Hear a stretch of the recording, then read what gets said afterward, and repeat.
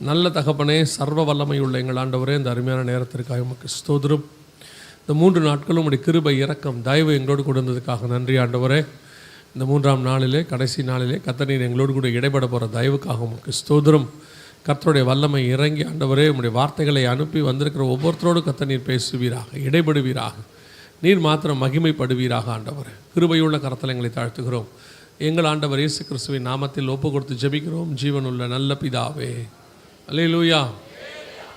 மத்தேயு எழுதின சுவிசேஷம் 24ஆம் அதிகாரம் 3வது வசனத்தில் சீஷர்கள் இயேசுவை பார்த்து ஒரு கேள்வி கேட்கிறார்கள். உம்முடைய வருகைக்கும் உலகத்தின் முடிவுக்கும் அடையாளம் என்ன, எங்களுக்கு சொல்ல வேண்டும் என்றார்கள். அதற்கு கீழே இயேசு கிறிஸ்து 4வது வசனத்திலிருந்து 8வது வசனம் வரைக்கும் அநேக அடையாளங்களை சொல்லுகிறார். ஏறக்குறைய 7 அடையாளங்களை அந்த இடத்துல சொல்லுகிறார். இந்த அடையாளங்களை எல்லாம் சொல்லிவிட்டு, இவைகளெல்லாம் வேதனைகளுக்கு ஆரம்பம், முடிவு உடனே வராது, உங்களை உபத்திரவங்களுக்கு ஒப்பு கொடுப்பார்கள் என்று சொல்லி அந்த 8-9 வசனத்தில் இருக்கிறது. அப்படியானால் உபத்திரவ காலம் தொடங்குவதற்கு முன்பாக நடைபெற வேண்டிய அடையாளங்கள் என்று சொல்லி அதை பார்க்கிறோம். வேதனைகள் ஆரம்பிப்பதற்கு முன்பாக நடைபெற வேண்டிய அடையாளம். ஸோ அந்த அடையாளங்களில் ஏறக்குறைய அநேக அடையாளங்கள் இப்பொழுது நடைபெற்று கொண்டிருக்கிறது. என்னை கேட்டால் 7 அடையாளங்களும் நடைபெற்று கொண்டிருக்கிறது. கர்த்தர் சொன்னபடியே துல்லியமாக நிறைவேறி கொண்டிருக்கிறது.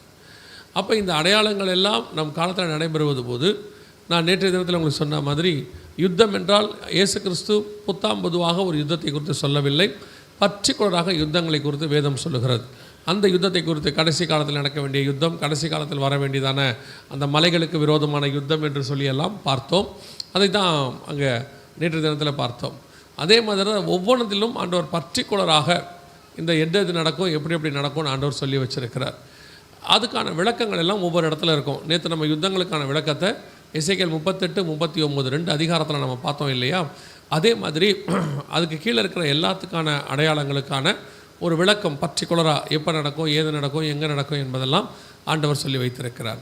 என்ன ஒரு பெரிய விஷயம் அப்படின்னா, இப்போ பாஸ்டர் நமக்கு ஜெபம் பண்ணும் போது அழகாக ஜெபம் பண்ணாங்க.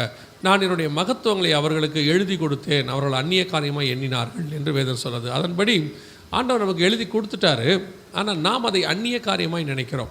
அந்நிய காரியம்னா என்னென்னா, அது நமக்கு சம்மந்தம் இல்லை. நம்மை பொறுத்த வரைக்கும் வேதாகமம் என்பது ஒரு ஆசீர்வாதத்தின் புத்தகம். ஒவ்வொரு வருஷமும் ஜனவரி மாதம் வாக்குத்தத்தம் பெறுகிறதான புத்தகம், ஒவ்வொரு பிப்ரவரி மாதமும் வாக்குத்தத்தம் பெறுகிற புத்தகம், அவ்வளோதான். அதை தாண்டி ஏதாவது பிரச்சனை வந்துச்சுன்னா அதை நம்ம நல்லா ஜெபம் பண்ணுவோம். ஒரு சிலருக்கு மட்டும்தான் அது விசேஷித்த புத்தகமாக இருக்கிறது. ஆனால் வேதாகமத்தை பொறுத்த வரைக்கும் அனுதினமும் அன்றாட தேவைகளுக்கு கூட அதில் ஆண்டவர் செய்தியை வைத்திருக்கிறார். நம்ம எப்படி நடக்கணும், என்ன பண்ணணும், எல்லாமே அதில் சொல்லப்பட்டிருக்கிறது. ஆனால் பெரும்பாலும் நாம் அதை அப்படி யூஸ் பண்ணுறது இல்லை. அதை டெய்லி சும்மா படிக்கிற ஒரு புக்காக தான் வச்சுருக்கிறோமே ஒழிய தேவனத்துலேருந்து பதில் தருகிற புஸ்தகமாக நம்ம அதை மாற்றலை.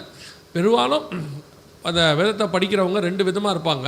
இந்த பசங்களை பார்த்திங்கன்னா ஸ்கூல் புக்கை பாஸ் பண்ணுறதுக்காக கொஞ்சம் பேர் படிப்பாங்க, அவ்வளோதான், மனப்பாடம் பண்ணுவான். அதுக்கப்புறம் அது மறந்துடும். திருப்பி கேட்டி அவன் பார்த்திங்கன்னா எக்ஸாம் முடிஞ்சோடனே புக்கெல்லாம் தூக்கி அடிச்சுடுவான் அவன். அதுக்கப்புறம் புக்கை வச்சுக்க மாட்டான். காரணம், எப்பா போதுண்டா அப்படிம்பான். ஆனால் ஒரு குரூப் இருக்குது, அவன் படிக்கிறது பின்னாட்களில் அவன் லைஃபுக்கு யூஸ் ஆகிற மாதிரி இருக்கும். அதே மாதிரி தான் வேதாகம் என்பது ஏதோ ஒரு நாளைக்கு கடமைக்காக படிக்கிற புஸ்தகம் அல்ல, நம்முடைய ஆவிக்குரிய வாழ்க்கையை பரலோகத்தில் கொண்டு போய் சேர்க்கக்கூடிய ஒரு புஸ்தகம். அதில் அனுதினமும் ஆண்டவர் தேவையான காரியங்களை எல்லாம் வைத்திருக்கிறார்.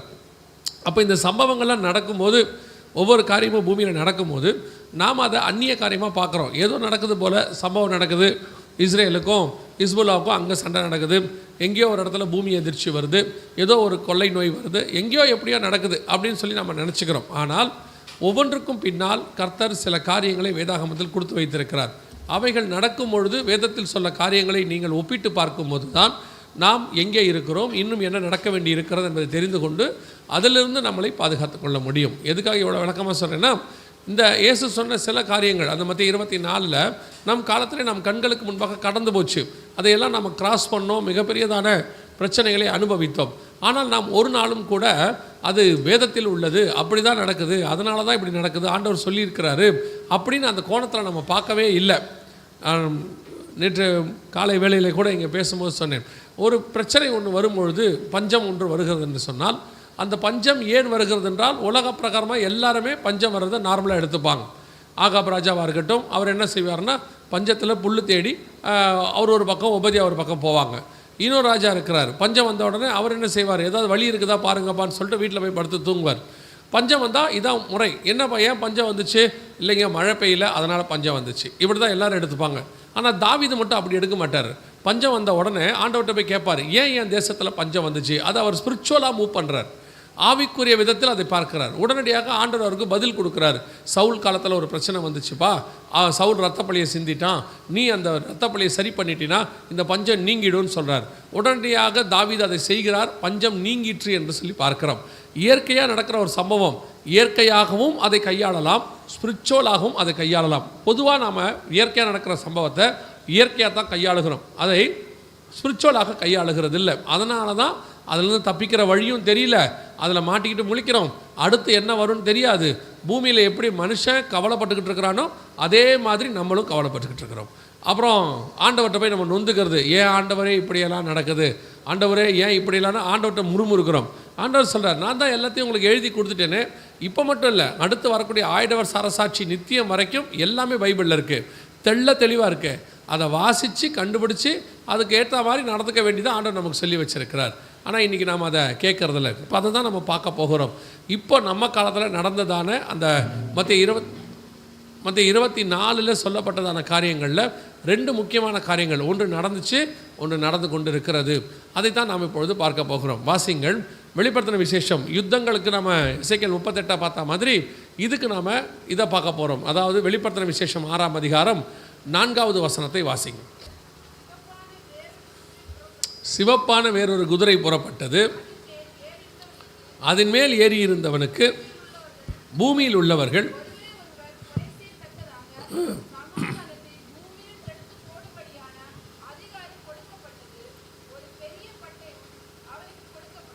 இங்கே 6ஆம் அதிகாரத்தில் ஒரு ஓமைனா என்ன அப்படின்னு சொன்னால், ஒரு விஷயத்தை புரிய வைப்பதற்கு வேறு விதமாக கர்த்தர் சொல்வது, வேறு விதமாக ஒரு விஷயத்தை சொல்லியிருக்கிறாரு. அது பரலோகத்தின் ரகசியம் என்று மத்தேயு 13:9-10 சொல்லுது.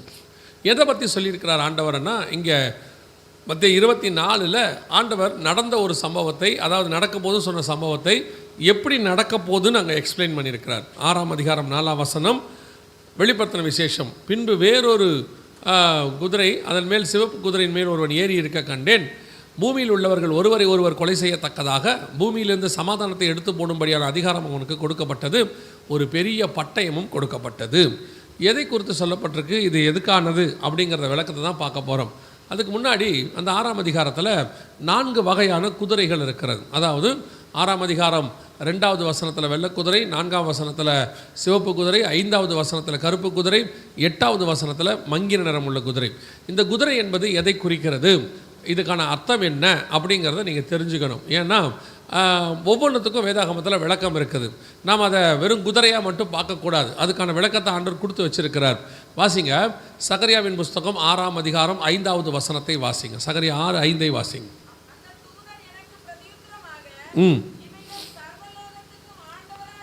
சர்வலோகத்துக்கும் ஆண்டவராய் இருக்கிறவருடைய சமூகத்தினின்று புறப்படுகிற வானத்தினுடைய 4 ஆவிகள் என்று வசனம் சொல்லுது.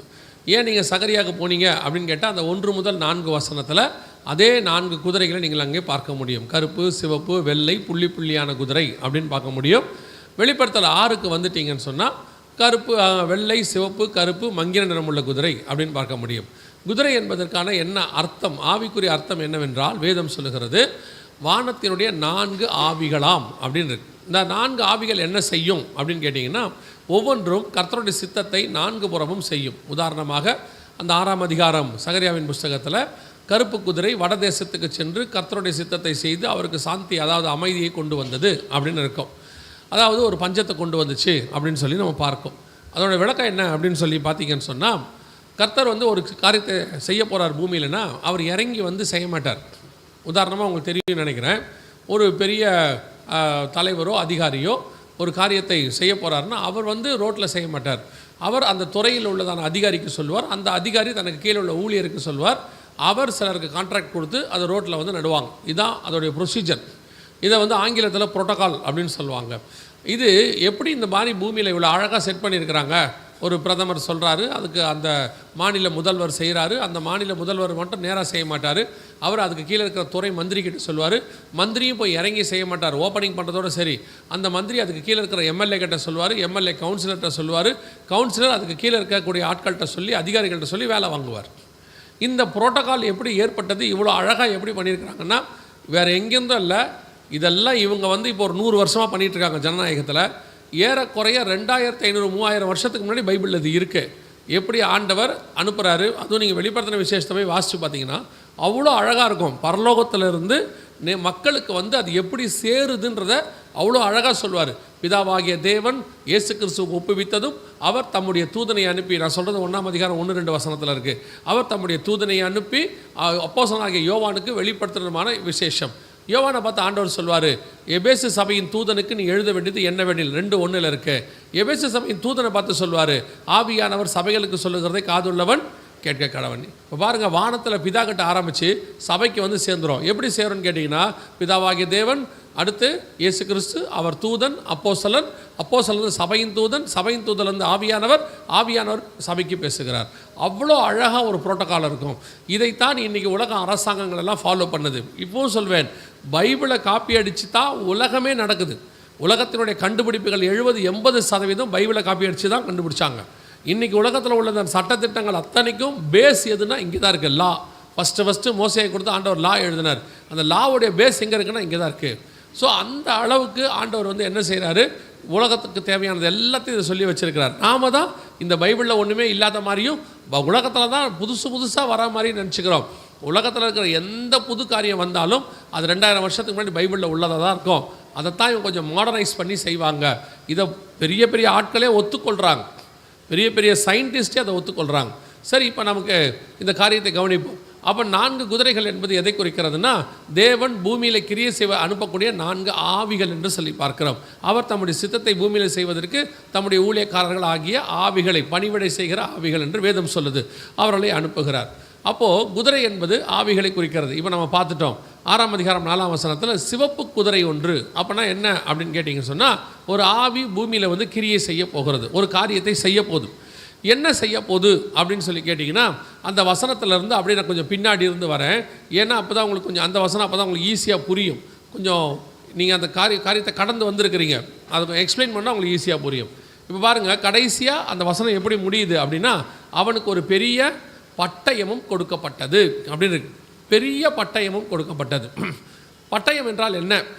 வேதத்தை பொறுத்த வரைக்கும் 3 பேர்கிட்ட பட்டயம் இருக்கிறது. பைபிளில் 3 பேர்கிட்ட பட்டயத்தை இருக்கிறதாக சொல்லப்படுகிறது. ஒன்று தேவனிடத்தில் இருக்கிறது, இன்னொன்று மனுஷனிடத்தில் இருக்கிறது, இன்னொன்று தூதனிடத்தில் இருக்கிறது. இந்த 3 வகையான பட்டயம் 3 பேர் கையில் இருக்கும். ஒன்று தேவனிடம், ஒன்று மனுஷனிடம், ஒன்று தூதனிடம். தேவனிடம் இருக்கிற பட்டயத்துக்கு என்ன அர்த்தம்? அவர் பட்டயம் வச்சிருக்கிறாருன்னா என்ன அர்த்தம்? எபேசியர் நிருபம் 6ஆம் அதிகாரம் 17 வாசிங்க. ரட்சண்யம் 17, ரட்சண்யம் என்னும் தலைச்சீராவையும் வேத வசனமாகிய ஆவியின் பட்டயத்தையும் எடுத்துக்கொள்ளுங்கள். அப்போது ஆவியானவருடைய பட்டயம் என்பது எதை குறிக்கிறது? வேத வசனத்தை குறிக்கிறது. அப்போ கர்த்தர் பட்டயத்தை யூஸ் பண்ணுறாருன்னா அவர் வசனத்தை யூஸ் பண்ணுறாருன்னு அர்த்தம். வெளிப்படுத்தின விசேஷம் 19ஆம் அதிகாரம் கடைசி வசனத்தை வாசிங்க. மற்றவர்கள் குதிரையின் மேல் ஏறினவருடைய வாயிலிருந்து புறப்படுகிற பட்டயத்தால் கொல்லப்பட்டார்கள். அப்படின்னா என்ன அர்த்தம் அப்படின்னு கேட்டிங்கன்னு சொன்னால், அவர் வாயிலிருந்து நியாய தீர்ப்பு வார்த்தை புறப்படுகிறதுன்னு அர்த்தம். வாயிலிருந்து பட்டயம்னா ஆண்டவர் வாய் திறந்தோன்னா வாயிலிருந்து கத்தி வராது. அவர் வாயிலிருந்து புறப்படுகிற பட்டயத்தால் கொல்லப்பட்டார்கள் அப்படின்னா அவர் வாயிலிருந்து நியாய தீர்ப்பின் வார்த்தை புறப்படுகிறதுன்னு அர்த்தம். வெளிப்படுத்தின விசேஷம் 2ஆம் அதிகாரம் 8வது வசனத்தை வாசிங்க பாப்போம். பெர்கமு சபையின் தூதனுக்கு எழுத வேண்டியது என்னவெனில், இருபுறமும் கருக்குள்ள பட்டயத்தை உடையவர் சொல்லுகிறதாவது. அப்போ இருபுறம் கருக்குள்ள பட்டயம்னா சபைக்கு அது வெளிப்படும் போது வெறும் நியாய தீர்ப்பாய் மட்டுமல்ல, அது நம்மை உருவ குத்தக்கூடிய பட்டயமாயும் இருக்கிறது. அந்த பக்கமும் வெட்டும், இந்த பக்கமும் வெட்டும். ஆனால் நியாய தீர்ப்புக்கு வரும்போது அவர்களை அது வெட்டுகிறதாக இருக்கிறது. ஆண்டவர் ஒவ்வொன்றுத்துக்கு பின்னாடியும் ஒரு ஆவிக்குரிய அர்த்தம் எவ்வளோ அழகாக இருக்கு பாருங்கள். கர்த்தருடைய பட்டயம் என்பது எதை குறிக்கிறதுன்னு சொன்னால் கர்த்தருடைய வார்த்தையை குறிக்கிறது. அடுத்து மனுஷன் கையில் உள்ள பட்டயம் எதை குறிக்கிறது அப்படின்னு பார்த்தா யுத்தத்தை குறிக்கிறது. மனுஷன் கையில் கத்தி எடுத்துகிட்டு வரான்னா எதுக்கு வரான்? சண்டைக்கு வரான் என்று அர்த்தம்.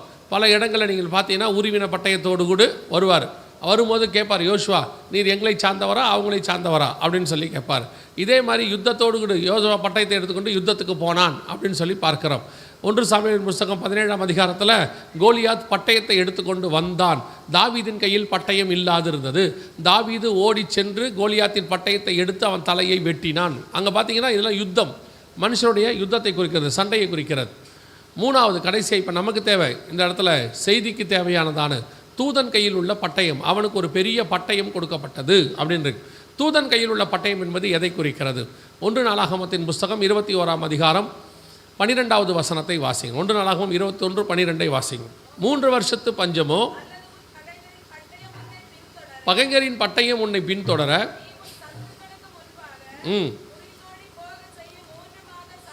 3 மாத சங்காரமோ அல்லது 3 நாள் கர்த்தருடைய தூதன், நல்லா கவனிங்க, கர்த்தருடைய தூதன் இஸ்ரவேலின் எல்லையெங்கும் சங்காரம் உண்டாகும்படி தேசத்தில் நிற்கும் கர்த்தருடைய பட்டயமாகிய கொள்ளை நோயோ. அந்த இடத்துல தூதன் கையில் உள்ள பட்டயத்துக்கு பேர் என்னது? கொள்ளை நோய் என்று சொல்லுகிறது. 16வது வசனத்தை வாசிங்க. 16.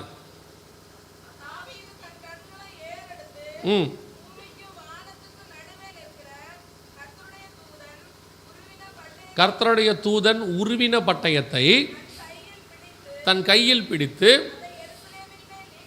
எருசலேம் மேல் நீட்டி இருக்க கண்டான். அன்னைக்கு என்ன நடந்துச்சு? 14வது வசனம் வாசிங்க. இஸ்ரவேலிலே கொள்ளை நோயை வரப்பண்ணினார். அப்போ பட்டயத்தை தூதன் நீட்டி இருந்தால் என்ன வரும்? கொள்ளை நோய் வரும். கர்த்தருடைய கையில் உள்ள பட்டயம் என்பது வார்த்தையை குறிக்கிறது. மனுஷனுடைய கையில் உள்ள பட்டயம் என்பது யுத்தத்தை குறிக்கிறது. தூதன் கையில் உள்ள பட்டயம் என்பது கொள்ளை நோயை குறிக்கிறது. இப்போ நீங்கள் 6ஆம் அதிகாரம் 4ஆம் வசனம் வெளிப்படுத்தின விசேஷத்துக்கு வந்துருங்க. அங்கே வசனம் என்ன சொல்லுது? அவனுக்கு ஒரு பெரிய பட்டயமும் கொடுக்கப்பட்டது. பெரிய பட்டயம்னா பெரிய கொள்ளை நோய் அப்படின்னு அர்த்தம் தூதன் கையில்.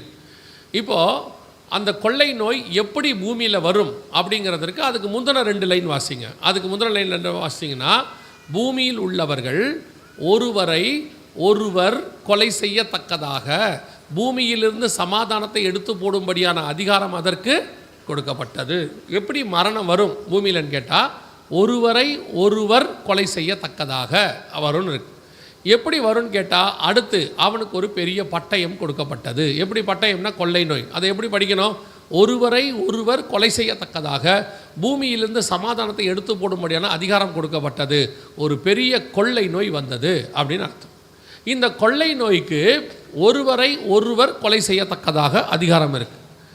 நமக்கு தெரியும் இந்த உலகத்தில் நிறைய நோய்கள் இருக்குது. அதில் சிலது கொள்ளை நோய், கில்லிங் டிசீஸ் அப்படின்னு சொல்லுவாங்க. இப்போ கேன்சர், எய்ட்ஸ் இதெல்லாம் கில்லிங் டிசீஸ். ஏன்னா அதுக்கு மருந்தே கிடையாது, வந்தால் செத்துருவாங்க. ஆனால் அதுக்கு இன்னொரு விஷயம் இருக்குது, அது பரவாது. கேன்சர் யாருக்கும் என்ன செய்யாது? பரவாது. நீங்கள் கேன்சர் பேஷண்ட்டோட கூடவே இருந்தாலும் அது உங்களுக்கு என்ன செய்யாது? வராது. எய்ட்ஸும் சாதாரணமாக கூட இருந்தால் என்ன செய்யாது? அது பரவாது. அவருடைய ரத்தம் இன்னொருத்தருக்கு சிரிஞ்சி வழியாவோ எப்படியோ போனால் மட்டும்தான் அது மரணத்தை அடுத்தவருக்கு பரவும். மற்றபடி எய்ட்ஸ் இருந்துச்சுன்னா அவருக்கு அப்படியே தான் இருக்கும், கூட இருக்கிற யாருக்கும் அது பரவாது. கேன்சர் பரவாது, ஆனால் கொள்ளை நோய். இன்னொரு வகையான நோய் இருக்குது. இது என்னன்னு கேட்டிங்கன்னா, பரவும், மரணம் வராது.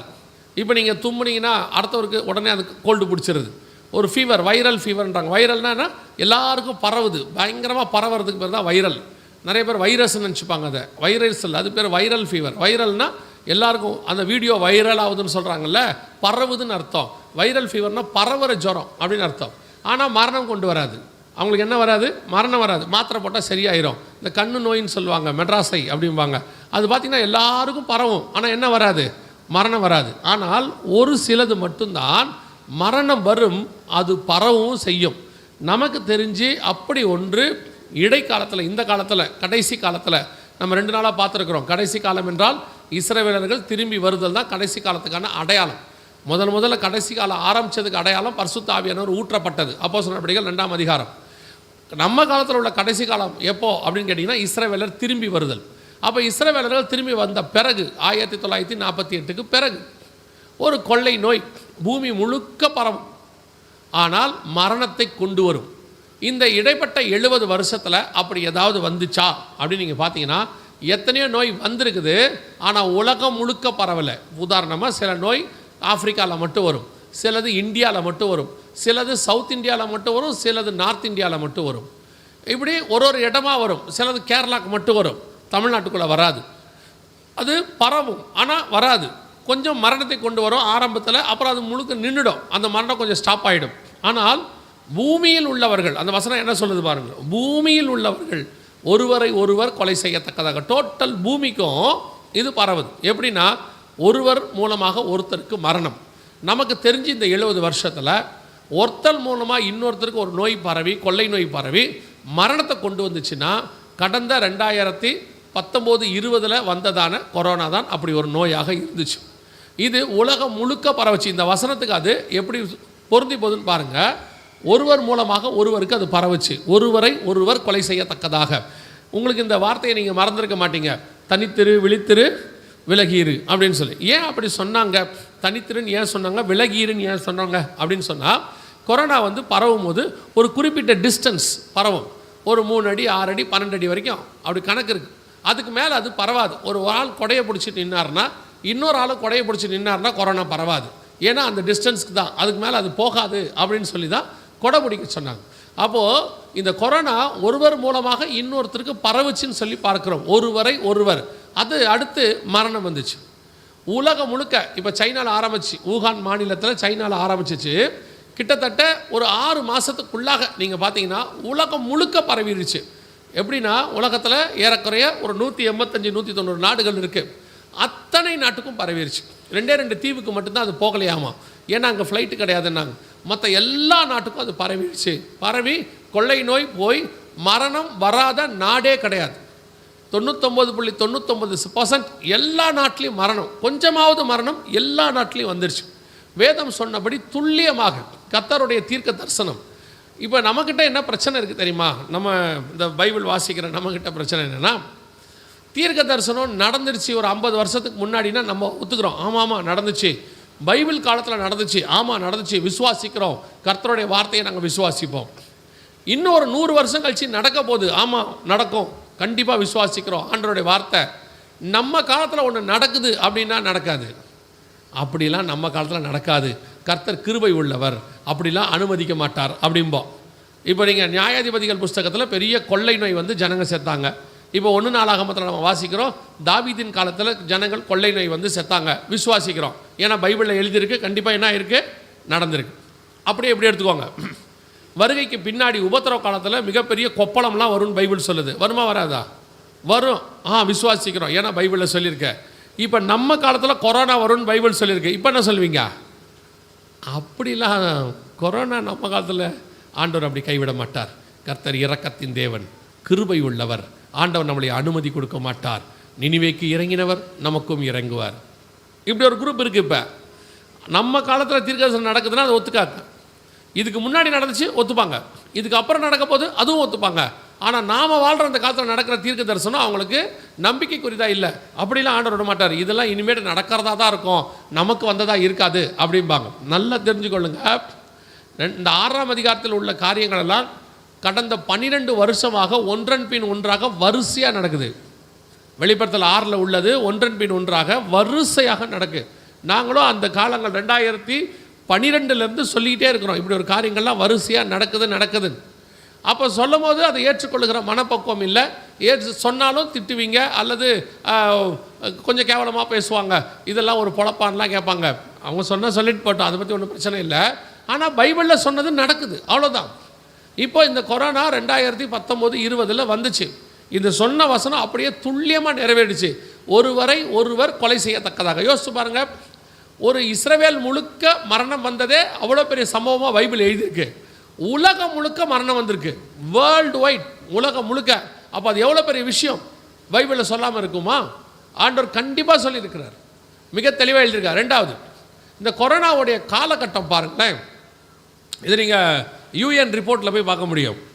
கொரோனாவுடைய எமர்ஜென்சி டைம் அப்படின்னு சொல்லுவாங்க, அதாவது அவசர நிலை.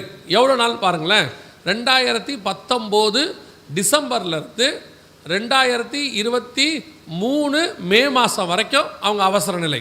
2023 என்ன சொன்னாங்கன்னா அவசர நிலை விலக்கி கொள்ளப்பட்டது, இனி கொரோனாவால் ஆபத்து இல்லை. அதனால தான் இப்போ எங்கே போனாலும் நமக்கு என்ன கேட்கறதில்ல, வேக்சின் போட்ட சர்டிஃபிகேட்லாம் அவங்க என்ன செய்கிறதில்ல, கேட்கறதில்ல. காரணம் என்னென்னா அவசர நிலை இல்லைன்னு சொல்லிட்டாங்க. 2023 மேலேருந்து சொல்லிட்டாங்க. இந்த குறிப்பிட்ட காலகட்டம் அவசர நிலை காலகட்டம் எவ்வளோ நாள்னு பாருங்கள், கரெக்டாக 3.5 வருஷம், எக்ஸாக்டாக 3.5 வருஷம். 2019 டிசம்பர்லேருந்து 2023 மே வரைக்கும் 3 வருஷம் 6 மாதம், 3.5 வருஷம். உங்கள் எல்லாருக்கும் தெரியும் பைபிள் கணக்கு 3.5 வருஷம் தான் எல்லாமே. நீங்கள் அது எலியா பனியும் மழையும் பெய்யாது இருக்கிற காலமாக இருக்கட்டும், அல்லது ஸ்ரீயானவள் வனாந்தரத்துக்கு ஓடி போகிற காலமாக இருக்கட்டும், அல்லது யுத்தங்கள் நடக்கிறது 42 மாதம்னு இருக்கும். அடுத்து நீங்கள் பார்த்தீங்கன்னா ஸ்ரீயானவள் வனாந்தரத்துக்கு பறந்து போகிறதா இருக்கட்டும், இயேசு கிறிஸ்துவின் ஊழியத்தினுடைய நாட்களாக இருக்கட்டும், எல்லாமே பாருங்கள் ஒரு பைபிள் கணக்கு 3.5 வருஷம் இருக்கும். பைபிளில் ஒரு 3.5 வருஷ கணக்கு இருக்கும். இப்போ நீங்கள் வாசித்தது கூட அப்படி இருக்கும். 1 நாளாகமம் 21:12 கூட வாசிச்சிங்க இல்லையா, அதில் கூட அப்படி இருக்கும். 3 மாதத்து சங்காரமோ, 3 வருஷத்து பஞ்சமோ, 3 நாள் உபத்திரவமோ, எல்லாம் கொள்ளை நோயோ எல்லாமே இருக்கும். இந்த 3.5ங்கிறது பைபிளுடைய கணக்கு. கரெக்டாக நம்ம காலத்தில் அப்படி ஒன்று நடந்திருக்குது. கரெக்டாக எக்ஸாக்டாக 3.5 வருஷம் ஒருவரை ஒருவர் கொலை செய்யத்தக்கதாக பூமி முழுக்க மரணம் வரும். இவ்வளோ பெரிய சம்பவம் நடந்திருக்குது. இதை பற்றின ஏதாவது நமக்கு ஸ்பிரிச்சுவல் வியூ இருந்துச்சா, பைபிளில் இப்படி சொல்லியிருக்குங்கிற எண்ணம் இருந்துச்சா? 1900 வருஷத்துக்கு முன்னாடி பைபிளில் ஆண்டவர் எழுதி கொடுத்துருக்கிறார். நமக்கு இதை பற்றி ஏதாவது தெரியுமா, அல்லது இதை பற்றி ஏதாவது நம்ம தெரிஞ்சிக்கவாத முயற்சி பண்ணோமா? வெளிப்படுத்தின விசேஷங்கிறது பாவக்கா மாதிரி, கொஞ்சம் பேருக்கு தான் அது பிடிக்கும், பெரும்பான்மையானவங்களுக்கு பிடிக்காது. வெளிப்படுத்தின விசேஷத்தை படிக்கவும் மாட்டோம். ஒருத்தர் சொன்னார், நான் நைட்டில் படிக்க மாட்டேன்னு. நான் கேட்டேன், ஏன் நைட்டில் படிக்க மாட்டேங்க? அது என்னங்க எங்கே பார்த்தாலும் மிருகமாக வருது, நைட்டில் கனவுல மிருகம் தான் வருதுன்றார். நைட்டில் வெளிப்படுத்தின விசேஷம் படிக்க மாட்டோம். நம்மளை பொறுத்த வரைக்கும் இனி சம்பவிக்க போகிற காரியங்கள் அத்தனையும் வெளிப்படுத்தின விசேஷம் தான் இருக்குது. இங்கே ஏறிவா, இவைகளுக்கு பின்பு சம்பவிப்பதை நான் உனக்கு. அப்போ எல்லாம் இனி சம்பவிக்குது, அதை படித்தா தானே அதில் உள்ளதெல்லாம் தெரியும். அடுத்து எல்லாரும் சொல்கிற அடுத்த வார்த்தை, இந்த வெளிப்படுத்தின விசேஷம் புரியவே புரியாதுங்க, அது என்னமோ தெரியாது, அது புரியவே மாட்டேங்குது, ரொம்ப கஷ்டம். அடுத்து சொல்லுவாங்க, யாராவது படித்தவங்களுக்கு தான் அது தெரியும். நல்லா தெரிஞ்சுக்கொள்ளுங்க, வெளிப்படுத்தின விசேஷத்தை நீங்கள் இந்த மாதிரிலாம் சொல்லுவீங்கன்னு தெரிஞ்சுதான் அதை கொடுத்ததே படிக்காதவருக்கு. வெளிப்படுத்தின விசேஷம் யாருக்கு கொடுக்கப்பட்டது? யோவானுக்கு. வசனம் சொல்லுது, படிப்பறிவில்லாத எங்களை கொண்டு கர்த்தர் இப்படிப்பட்ட காரியங்களை செய்தார்னு அப்போஸ்தலர் நடவடிக்கைகள் இருக்குது. அப்படின்னா படிப்பறிவில்லாதவருக்கு ஒரு காரியத்தை கொடுத்தாருன்னா அப்போ அவர் என்ன படிக்க தெரியாதவர்? அது அர்த்தம் இல்லை. அவருக்கு எழுத படிக்க தெரியுதோ இல்லையோ, இது முழுக்க முழுக்க ஆவியானவர் கொடுத்தது. இப்போ இதை நீங்கள் புரிஞ்சுக்கணுன்னா ஒன்றே ஒன்று தான், இதை எழுதினது ஆவியானவர். தீமோத்தேயுவின் புத்தகம் சொல்லுது, வேத வாக்கியங்கள் எல்லாம் தேவ ஆவியானவராலே அருளப்பட்டிருக்கிறது. இது ஆவியானவர் கொடுத்தது. இதை எழுதின ஆவியானவர் உங்களுக்குள்ளே இருக்கிறார், பரிசுத்த ஆவியானவர். நம்ம என்ன சொல்கிறோம்? ஆவியில் நிரம்புகிறோம். நம்மளை மாதிரி ஆவியில் நிரம்புறதுக்கு ஆளே இல்லை. நாங்கள் பரிசுத்த ஆவியில் நிரம்புகிற பெந்தகோஸ்தே சபை நாம் சொல்கிறோம். கரெக்ட் தானே? அப்போ எழுதின ஆவியானவர் உள்ளே இருக்கிறாரு, எழுதி கொடுத்த புக்கு கையில் இருக்குது. ஏன் புரியலை? ஏன் புரிய மாட்டேங்குது? ஸ்கூலுக்கு அனுப்புகிறீங்க, அந்த துறை டீச்சர், இங்கிலீஷோ தமிழோ மேக்ஸோ அவங்க வராங்க, அவங்க சொல்லி கொடுக்குறாங்க. பையன் உட்காந்து படிக்கிறான். ஸ்கூல் தான் அந்த டீச்சரை நியமிச்சிருக்குது, கரெக்டாக அந்த சப்ஜெக்ட்டுக்குன்னு வச்சுருக்கேன். ஆனால் பையன் சொல்லுவான், அந்த டீச்சர் நடத்துகிறதே புரியலை எனக்கு, அந்த டீச்சர் ஒழுங்காகவே பாடம் நடத்த மாட்டேங்குது அப்படின்பா. அப்புறம் எப்படி அந்த ஸ்கூலில் மிச்ச பேர் அதே கிளாஸில் 90 மார்க் எடுக்கிறான்? நம்ம பையன் மட்டும் மேக்ஸில் ஃபெயிலு, அதே ஸ்கூலில் மேக்ஸில் 10 பேர் 100 எடுத்துருக்கிறான். எப்படி? சொல்லி கொடுக்கறதுல பிரச்சனை இல்லை, படிக்கிறதுல தான் இங்கே பிரச்சனை இருக்குது. வசனத்தை படிக்க சொன்னால் எங்களுக்கு எப்படி தெரியும்? யார் சொல்லிக் கொடுப்பா? உள்ளுக்குள்ள இருக்கிற ஆவியானவர் சொல்லிக் கொடுக்க வல்லமை உள்ளவராக இருக்கிறார். ஏன்னா பைபிள் சொல்லுது, சகல சத்தியத்துக்குள்ளும் அவர் நடத்துவார். வசனம் சொல்லுது, வரும் காரியங்களை குறித்து போதிப்பார். உட்காந்து படிக்கணும்ல, அதான முக்கியம். உட்காந்து படிக்க மாட்டோம்ல, உட்காரத்துக்கு நமக்கு நேரம் இல்லைல்ல. இவ்வளோ பெரிய சம்பவம் நடந்திருக்கு, உலகம் முழுக்க நடந்திருக்கு. இதை ஆண்டவர் 1900 வருஷத்துக்கு முன்னாடி எழுதி கொடுத்துருக்கிறாரு. ஆனால் நம்ம தெரிஞ்சிக்கல. அப்போ யாருடைய தப்பு? காந்தக மந்திரிங்க மாதிரி சொல்லுவீங்களா? அறிவிக்கிறவன் இல்லாவிட்டால் எனக்கு யார் சொல்லுவார்கள் அப்படின்னு சொல்லுவீங்களா? ஆண்டவர் சொல்லுவார், நானே தான் உங்களுக்கு இருக்கிறேனே. உனக்கு தானே கேட்க தெரிஞ்சிச்சு, பொண்ணுக்கு நல்ல மாப்பிள்ளை கொடுங்கன்னு கேட்க தெரிஞ்சிச்சு, எனக்கு ஒரு வீடு கொடுங்கன்னு கேட்க தெரிஞ்சிச்சு, அப்புறம் பையனுக்கு வெளிநாட்டில் வேலை கொடுங்கன்னு கேட்க தெரிஞ்சிச்சு. இவ்வளோ கேட்க தெரிஞ்சிச்சுல, வேதத்தை பார்க்கும்படி என் கண்களை திறந்தவளுன்னு கேட்க தெரியல. நானே இவ்வளோ கேட்குறேன், நியாயத்திருப்பில் எவ்வளோ கேட்பார் அவர்? நீங்கள் என்றைக்காவது ஆண்டவர்கிட்ட கேட்டிருக்கீங்களா, உன்னுடைய மகத்துவங்களை பார்க்கும்படி என் கண்களை திறந்தலும்னு? ஜபானும் முழங்கால் போட்டாலே வீடு வாசல் காரு, பையனுக்கு வேலை, பொண்ணுக்கு பையன் பிறக்கணும், பேத்தியை பார்க்கணும், அவ்வளோதான் இருக்குது. அதை தவிர வேறு ஜப குறிப்பே இல்லை. அப்போ கண்ணை திறந்து கேட்கணும்ல, ஆண்டவரே என் கண்களை திறந்தருளும். பைபிளில் என்ன இருக்குது? வசனம் தெளிவாக சொல்லுது, கீழானவைகள் அல்ல மேலானவைகளே நாடுங்கள், அவைகளை தேடுங்க, பின்பு இவை யாவும் உங்களுக்கு கூட கொடுக்கப்படும். இன்றைக்கி நம்முடைய ஜப குறிப்பே கடைசி 20-30 வருஷம் மாறிடுச்சு. அவ்வளோதான். எத்தனை பேருக்கு பரலோகத்துக்கு போகணுங்கிற எண்ணம் இருக்கோ இல்லையோ, வெளிநாட்டுக்கு போகணுங்கிற எண்ணம் இருக்குது நாகர்கோயில்காரங்களுக்கு.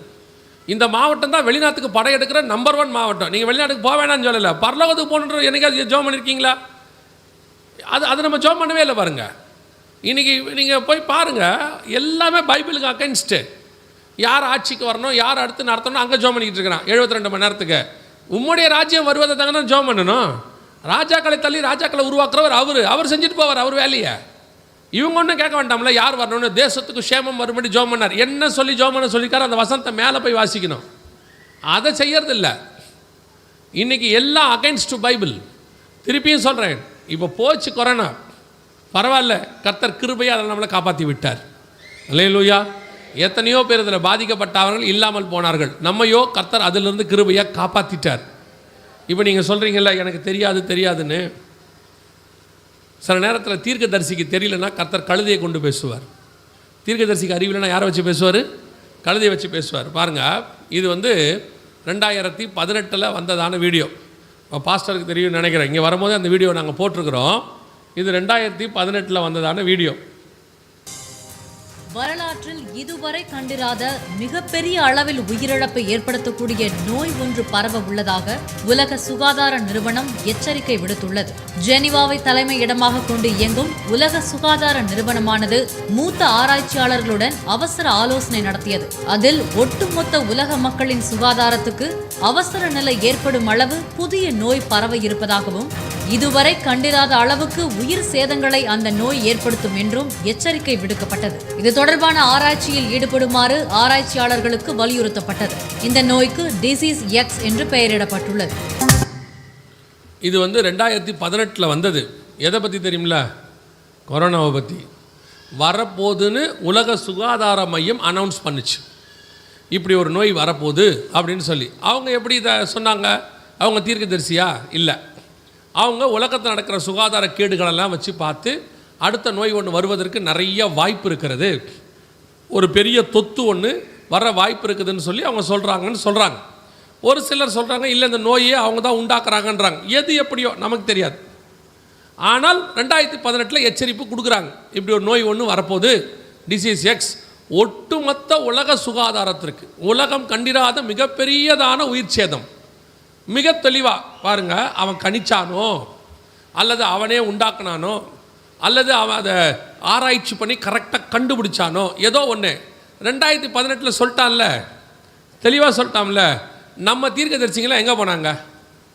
2018 எங்கே போனாங்க? 2019 எங்கே போனாங்க? 2020 எங்கே போனாங்க? இந்த 3 வருஷம் ஒரு தீர்க்கதரிசி கூட கொரோனா வரும்னு சொல்லலை, இப்படி ஒரு நோய் வரப்போகுதுன்னு சொல்லவே இல்லைல்ல. ஒரு வேளை யாராவது சொல்லியிருக்கலாம். எங்களுக்கு தெரிஞ்சு யூடியூப்பில் எங்கேயும் யாருமே சொல்லலை. ஒரு பெரிய நம்ம பிரபலமான தீர்க்கதரிசிகள் அத்தனை பேரையும் சொல்கிறேன், யாருமே சொல்லலை. அப்போ இது என்ன தீர்க்க தரிசனம்? 2020 ஆரம்பிக்கும் போது ஜனவரி மாதம் 1ஆம் தேதி கூட ஒருத்தர் கூட இந்த வருஷம் லாக்டவுன் வரும்னு சொல்லலை. மார்ச் மாதம் லாக்டவுன் வரப்போகிறது, ஆயத்தமாக இருங்கள் சொல்லவே இல்லை. இப்போ பாருங்கள், தீர்க்கதரிசி அமெரிக்காவில் ஒருத்தர் இருக்கிறார். நான் இப்போ அவரை பார்த்ததுனால சொல்கிறேன், அவரை பற்றி எனக்கு மற்ற எதுவுமே தெரியாது. இந்த 2 இன்சிடெண்ட்டில் மட்டும் சொல்கிறேன். அவர் ட்ரம்ப் இப்போ சுட்டாங்க. இப்போ பார்க்கும்போது ட்ரம்ப்பை சுடுறதுக்கு கரெக்டாக கொஞ்சம் மாதத்துக்கு முன்னாடி அவர் சொல்கிறாரு, ஜனாதிபதி எலெக்ஷன் நிற்கிற ட்ரம்ப்பை சுட போகிறாங்க, கேர்ஃபுல்லாக இருந்துங்க, ஆனால் அவர் சாவ மாட்டார். அவர் இவ்வளோ சொல்கிறார், நீங்கள் வீடியோ போய் பாருங்கள். அந்த குண்டு அவர் காது மேலே பட்டு போகும்னு சொல்கிறார். மிக தெளிவாக ட்ரம்ப் ஜனாதிபதிக்கு இது பண்ணிக்கிட்டு இருக்கிறாரு, அவர் கேம்பெயின் பண்ணிகிட்டு இருக்கிறாரு, பிரச்சாரம் பண்ணிகிட்டு இருக்கிறாரு. ஒருத்தர் சுட்டுட்டா கரெக்டாக காதை தாண்டி போச்சு, காதை கெடுச்சு. இது இருக்குது.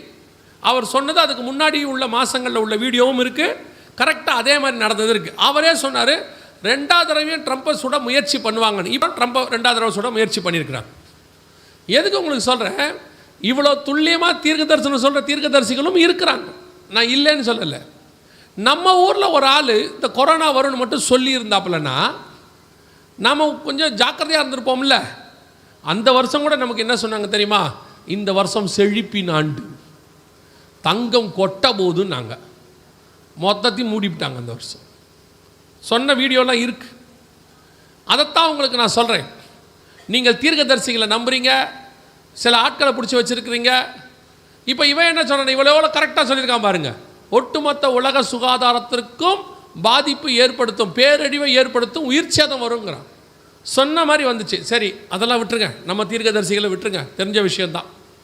இப்போது இந்த வீடியோ 2018 தமிழ்நாட்டில் இருக்கிற எல்லா சேனல்லையும் வந்துச்சு, இந்தியாவில் இருக்கிற எல்லா மொழிகள்லையும் வந்துச்சு, உலகம் முழுக்க வந்துச்சு. ஏன்னா உலக சுகாதார மையம் இந்த ரிப்போர்ட்டை எல்லா அரசாங்கத்துக்கும் அனுப்பி விட்டுச்சு. எல்லா அரசாங்கமும் தனக்கு கீழே உள்ள எல்லா மக்களுக்கு சேரும்படி மீடியாவுக்கு கொடுத்தாங்க. ஸோ எல்லா மொழியிலையும் எல்லா இடத்துலையும் வந்துச்சு. இந்த வீடியோ உங்களுக்கு தெரியுமா? நீங்கள் யாராவது பார்த்தீங்களா? இந்த வீடியோ வந்து எல்லா மொழியிலையும் நம்ம ஊரில் மட்டுமே 4-5 சேனலில் வந்துச்சு, பிரபலமான சேனல். இப்போ நான் அந்த ஒரு சேனலில் தான் அதை எடுத்து வச்சுருக்கிறோம், வந்துச்சு. நாம் எந்த அளவுக்கு இதுக்கு இம்பார்ட்டன்ஸ் கொடுத்தோம் சொல்லுங்கள். இப்போ நீங்கள் எப்படி தெரியாதுன்னு சொல்லுவீங்க? எனக்கு தெரியாது அப்படின்னா அடுத்த வார்த்தை, அப்போ டிவியில் என்ன பார்த்தீங்க? முக்கியமான காரியம் எதையும் நீங்கள் பார்க்குறதில்ல. டிவியில் நீங்கள் டிவியில் வேறு என்னவோ பார்க்குறீங்க. எல்லா வீட்லேயும் டிவி இருக்கே. நீங்கள் வந்து கருப்பாக இருக்கிறது தப்புன்னு வேறு சொல்லுவீங்க. இப்போ எல்லா டிவியுமே கருப்பாக தான் இருக்குது. கருப்பை கண்டா உங்களுக்கு பிடிக்காது. ஆனால் அங்கே போனீங்கன்னா டிவி எல்லாம் கரையல்னு மாறிடுச்சு. இப்போ வீட்டுக்குள்ளே உட்காந்துருக்கு, கரே தான் பெருசாக உட்காந்துருக்கேன். இப்போ என்ன சொல்ல போறியா? அந்த டிவியில் தான் வந்துச்சு, இவ்வளோ விஷயமும் வந்துச்சு. இந்த கொரோனா வரப்போது பெரிய அவன் கொரோனான்னு சொல்ல, டிசீஸ் எக்ஸ் பேர் வைக்கல. அப்போ வரப்போது அதை விட பரவாயில்ல. பில்கேட்ஸ்னு ஒருத்தர் 2015 சொல்கிறார், ஒரு பெரிய கொள்ளை நோய் ஒன்று பூமியில் வரப்போது, கேர்ஃபுல்லாக இருங்கன்னு சொல்கிறார். இவர் எப்படி சொல்கிறாரு? இவரையும் சொல்கிறாங்க இவர் தான் அந்த கொள்ளை நோய்க்கு காரணம். சரி, நான் சொல்கிறேன், அப்படியே இருக்கட்டும், அவங்க தான் காரணமாக இருக்கட்டும். ஏன் நம்ம தீர்க்கதரிசிகளுக்கு தெரியல? ஏன் உங்களுக்கு தெரியல? இது பாருங்க, 1900 வருஷத்துக்கு முன்னாடி பைபிளில் இருக்குது இப்படி ஒரு விஷயம். 2018 இந்த வீடியோ வந்த உடனே இதை எடுத்துக்கிட்டு ஒவ்வொரு சபையாக போய் போட்டிருக்கிறோம். நாங்கள் எங்கெங்கெல்லாம் போகிறோமோ அங்கெல்லாம் கடைசி நாள் இதுதான் செய்தி. நான் சொல்கிறது கடைசி 2-3 வருஷம், மார்ச் மாதம் 21ஆம் தேதி வரைக்கும். ஏன்னா 22ஆம் தேதி தான் லாக்டவுன். 21ஆம் தேதி மீட்டிங் முடிச்சுட்டு நாங்கள் ஊருக்கு வந்தோம், சென்னைக்கு. அன்னைக்கு வரைக்கும் இந்த வீடியோவை போட்டிருக்கிறோம். எல்லா இடத்துலையும் இப்படி ஒன்று வரும்னு சொல்லி நாம் எந்த அளவுக்கு செவி சாய்த்தோம், எந்த அளவுக்கு அதுக்கு நாம் சொன்னோம். 2 வகையான ஜனங்கள் இருக்குது. ஒன்று நோவா கால ஜனங்கள், உணர்வில்லாத ஜனங்கள். 100 வருஷம் பிரசங்கம் பண்ணியிருக்கான் நோவா, நீதியை குறித்து பிரசங்கித்தவன் ஆகிய நோவா. ஆனால் அவங்களாம் யார் தெரியுமாமா? பேதுருவின் புஸ்தகம் சொல்லுது, கீழ்ப்படியாத ஆவிகள்னு இருக்கு. நோவா தேவன் நோவா காலத்தில் நீடிய பொறுமையோடு கூட, ஜலப்பிரளயம் உண்டாகிற வரைக்கும் நீடிய பொறுமையோடு கூட காத்திருந்த போது அவைகள் கீழ்ப்படியாமல் போன ஆவிகள்னு இருக்கு 19ஆவது வசனத்தில். அப்படி தானே இருக்குது? கர்த்தர் சொன்னபடி ஒரு கூட்டம் கீழ்ப்படியாமல் போன ஆவி, இன்னொரு கூட்டம் இருக்கு. அவன் யார் தெரியுமா? நினிவே ஜனங்க. போய் சொன்ன உடனே ஏற்றுக்கிட்டான் பாருங்க. ராஜாவிலேருந்து கடைசியாக இருக்கிற மிருகம் வரைக்கும் ரட்டுடுத்தி சாம்பலில் உட்காந்து இரவும் பகலும் புசியாமலும் குடியாமலும் உட்காந்து வந்த வாதையை தள்ளி போட்டான் பாருங்க. எதுக்கு உங்களுக்கு சொல்கிறேன்? ஒன்று கேட்குற கூட்டம், இன்னொன்று அசட்டை பண்ணுகிற கூட்டம். உலகத்தாரை விட்டுருங்க, உலகத்தாருக்கு டிவியில் சொல்லியாச்சு, ஐநா சபை சொல்லிருச்சு, யுஎன்ஓ சொல்லிருச்சு, அது அவங்க பாடு. சபைக்கு ஆவியானவர் சபைக்கு சொல்லுகிறதை காது உள்ளவன் கேட்க கடவன். சபையில் இருக்கு, சபை காது கொடுத்து கேட்கணுமே. கடந்த 20-25 வருஷமாக சபை இந்த பாவத்தை குறித்தும் நீதியை குறித்தும் நியாய தீர்ப்பை குறித்தும் கேட்குற இடத்துல இல்லை. ஏன்னா அதான் ஆவியானவர் பேசுறது. பைபிள் சொல்லுது யோவான் 16 அவர் வரும்போது பாவத்தை குறித்தும் நீதியை குறித்தும் நியாய தீர்ப்பை குறித்தும் உலகத்தை கண்டித்து உணர்த்துவார். இதுதான் இருக்கணும். ஆனால் கடைசி 20 வருஷமாக சபை இந்த 3 பிரசங்கத்தை விட்டு போயிடுச்சு, கேட்குற இடத்துல இல்லை. நீங்கள் இந்த 20 வருஷமாக நீங்கள் எதில் இருக்கீங்கன்னா ஆசீர்வாதத்துக்கு பின்னாடி போயிட்டீங்க. 4வது பிரசங்கம் அவ்வளோதான். உலக ஆசீர்வாதத்தை சுதந்திரிக்கிறது எப்படி? ஊழியக்காரன் அப்படி மாறி போயிட்டாங்க. அதான் முக்கியம். நான் எல்லாரையும் சொல்லலை, ஒரு 90%. காரணம் என்ன? நீங்கள் விரும்புறது, நீங்கள் அதை தான் விரும்புகிறீங்க. வேறு வழியில் அப்படி மாற்றி பேசுகிற ஊழியக்காரனை ஏற்றுக்கொள்ள மாட்டேங்கிறீங்க. அதனுடைய விளைவு என்ன ஆயிடுச்சு? சுவிசேஷகர்லேருந்து போதகர் வரைக்கும் தீர்க்கதரிசி வரைக்கும் உங்களுக்கு ஏற்ற மாதிரியே பிரசங்கம். தீர்க்கதரிசி ஜனவரி மாதம் 1ஆம் தேதி தீர்க்கதரிசி சொல்கிறாரு, இந்த வருஷம் கர்த்தர் உனக்கு ஒரு வீடு கொடுப்பார். ஒரே ஒரு தீர்க்கதரிசி பைபிள் எப்படி சொல்லியிருக்கானா? ஒரே ஒரு தீர்க்கதரிசி. உங்களுக்கு வாக்குத்தத்தம் எடுத்து பாருங்க, இந்த வருஷம் 1000 மடங்கு பல்லூகி பெருகுவீர்கள். பைபிளில் இந்த வருஷம் பெருகுவீர்கள் அப்படின்னு பைபிளில் இருக்கா? ஏதாவது இருக்கா? அதுக்கு ஒரு கட்டளை இருக்குல்ல, இப்படி செஞ்சா இப்படி ஆவீங்கன்னு. அந்த கட்டளையெல்லாம் கிடையாது. இப்போ நீங்கள் முழுக்க முழுக்க எப்படி ஆயிட்டீங்க அப்படின்னு கேட்டிங்கன்னா, வாக்குத்தத்தத்தை சுதந்திரிக்கணும், அவ்வளோதான். அந்த வாக்குத்தத்தமும் உலக பிரகாரமாய் மட்டும் இருக்கணும், ஆவிக்குரியதை பற்றி பேசக்கூடாது. அதனுடைய விளைவு என்ன ஆயிடுச்சு? ஆவியானவர் சபைக்கு வருகிற நியாய தீர்ப்பை குறித்து சொல்லதை கேட்கறதுக்கு காதில்லை. இன்னைக்கு அவர் நீதியை குறித்தும் நியாய தீர்ப்பு குறித்தும் பேசுவார், வரும் காரியங்களை குறித்து சொல்லுவார். சொல்றதை கேட்க நம்ம மனம் இல்லை. அதனால இவ்வளோ பெரிய சம்பவம் நடந்துச்சு, சபைக்குள்ள வரவே இல்லை. பாருங்க, சபை நியாயமா ஆக்சுவலாக என்ன தெரியுங்களா? சபை தான் போய் உலகத்துக்கு சொல்லணும். இதான் பைபிள் ப்ரொசீஜர். தேவனுடைய ஊழியக்காரன் தான் உலகத்துக்கு போய் சொல்லுவான். யோனா தான் போய் நினிவேக்கு சொல்லுவான். நினிவே புறஜாதியார், தெரியாது அவங்களுக்கு, அவன் தான் போய் சொல்லுவான். எசேக்கியேல் தான் போய் சொல்லுவார். தானியேல் தான் போய் புறஜாதியார் ராஜாவுக்கு நேபுகாத்நேச்சாருக்கு சொல்லுவார். யோசேப்பு தான் பார்வோனுக்கு வெளிப்படுத்துவார். தேவ ஜனங்களை வச்சு தான் கர்த்தர் புறஜாதியாருக்கு சொல்லுவார். இப்போ என்னன்னு கேட்டால், புறஜாதியார் நமக்கு சொல்கிறாங்க, WHO நமக்கு சொல்லுது கொள்ளை நோய் வரப்போகுதுன்னு, சபைக்கு தெரியல. திருப்பி நான் கடினமாக சொல்ல நினச்சிக்காதீங்க, சபை தேவனுடைய சத்தத்தை கேட்குற இடத்துல இருந்து போயிடுச்சு. அதனால் வருகிற ஆக்கினையும் நியாய தீர்ப்பும் சபைக்கு தெரிய மாட்டேங்குது. எப்படி உலகம் ஸ்தம்பிச்சு உட்காந்துச்சோ அதே மாதிரி சபையும் உட்காந்துச்சு. எல்லாமும் மூடின மாதிரி சபையும் மூடியாச்சு. என்ன பண்ணுறதுன்னு அவங்களுக்கு தெரியல, நமக்கும் தெரியல. யோசித்து பாருங்க, அத்தனை பாபிலோனுடைய ஜோசியக்காரனும் அப்படியே ஸ்தம்பிச்சு போய் உட்காந்துட்டான். ஒரே ஒரு தானியேல் எழுந்திருச்சு சொல்கிறான், நான் உனக்கு விளக்கம் கொடுக்குறேன், நான் அதை சால்வ் பண்ணி வைக்கிறேன். அன்னைக்கு பாபிலோனில் வந்த பிரச்சனையை அவன் சால்வ் பண்ணிட்டான் பாருங்க. அதுதான் சத்தியம். இன்னைக்கு உலகத்துக்கு வழி சொல்ல வேண்டிய சபை ஸ்தம்பிச்சு கிடக்கு. உலகத்துக்கு வழி காட்ட வேண்டியது நம்ம தான், அவனுக்கு தான் சொல்லணும். நம்ம என்ன ஆயிட்டோம்? இன்னைக்கு அப்படியே உட்காந்துட்டோம். இதனால் ஏற்பட்ட விளைவு என்ன தெரியுமா? இந்த கொரோனாவில் நீங்கள் இன்றைக்கி தெரிஞ்சிக்காததுனால வந்த விளைவு என்ன? இப்போ நீங்கள் கேட்கலாம், இது என்னங்க கொரோனா வந்துச்சு, தெரிஞ்சிக்கிறது என்ன இருக்குது? அதுக்கு தான் மருந்து இல்லையே, ஒன்றும் இல்லை, நாம் மட்டும் என்ன பண்ணிட போகிறோம்? சபைக்கு தெரிஞ்சால் என்ன செய்வோம்? சபைக்கு தெரிஞ்சிருந்துச்சுன்னா 2 காரியத்தை செஞ்சுருப்போம். என்ன 2 காரியம் செஞ்சுருப்போம்? ஒன்று, குறைஞ்சபட்சம் நாம் பாதிக்கப்படாமல் இருந்திருப்போம். நமக்கு அது வராமல் என்ன செஞ்சுருக்கலாம்? பாதிக்கப்படாமல் இருந்திருக்கோம். இதுவே முதல்ல உங்களுக்கு தெரியணும். உலகத்துக்கு ஒரு வாதை வருதுன்னா அது சபைக்கு வராது. அப்படி தான் பைபிள் சொல்லுது. நீங்கள் ஆரம்பத்துலேருந்து எடுத்துக்கோங்க. உலகம் முழுக்க அழிவு வரும், நோவா இருக்கிற பேழைக்கு வராது. எகிப்து முழுக்க அழிவு வரும், அது இஸ்ரவேல் இருக்கிற கோசே நாட்டில் வராது. எகிப்தில் இருக்கிற எல்லா வீட்டுக்கும் தலைப்பிள்ளை சங்காரமாகும், ஆட்டுக்குட்டியின் ரத்தம் பூசப்பட்ட வீட்டுக்குள் வராது. எகிப்து முழுக்க நல்லா தெரிஞ்சுக்கணும், உடன்படிக்கை பெட்டி பெலிஸ்தியர் பாளையம் முழுக்க போகும், அங்கே வாதை வரும். ஆனால் இஸ்ரவேல் எல்லைக்குள் வந்தோன்னு வராது. இஸ்ரவேல் முழுக்க பஞ்சம் வரும், அது எலியா இருக்கிற வீட்டுக்குள் வராது. முழுக்க மரணம் இருக்கும். இயேசு அந்த கிராமத்துக்குள்ள நாயினூருக்குள்ளே போயிட்டார்னா விதவியின் மகன் உயிர்ப்பிக்கப்படுவான், மரணம் வெளியே போயிடும். எப்பவுமே தெரிஞ்சுக்கொள்ளுங்க, தேவனும் தேவ மனுஷனும் இருந்தால் அங்கே அந்த வாதை வராது, கர்த்தர் அதை மாற்றிடுவார். அப்போ உலகம் முழுக்க வந்துச்சே, இது எங்கே வந்திருக்க கூடாது? சபைக்குள்ளே வந்திருக்க கூடாது, விசுவாசிக்குள்ளே வந்திருக்க கூடாது. ஏன்? நம்ம அப்படி தானே பிரசங்கம் பண்ணியிருக்கோம் இத்தனை வருஷம்.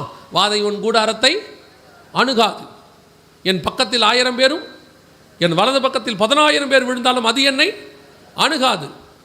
பகலில் பறக்கும் அம்பிற்கும் இருளில் நடமாடும் கொள்ளை நோய்க்கும் நான் பயப்பட மாட்டேன். யாரு யாரு கொரோனாவில் போய் கதவு மூடினவங்க? இதெல்லாம் சொன்னது யாரு?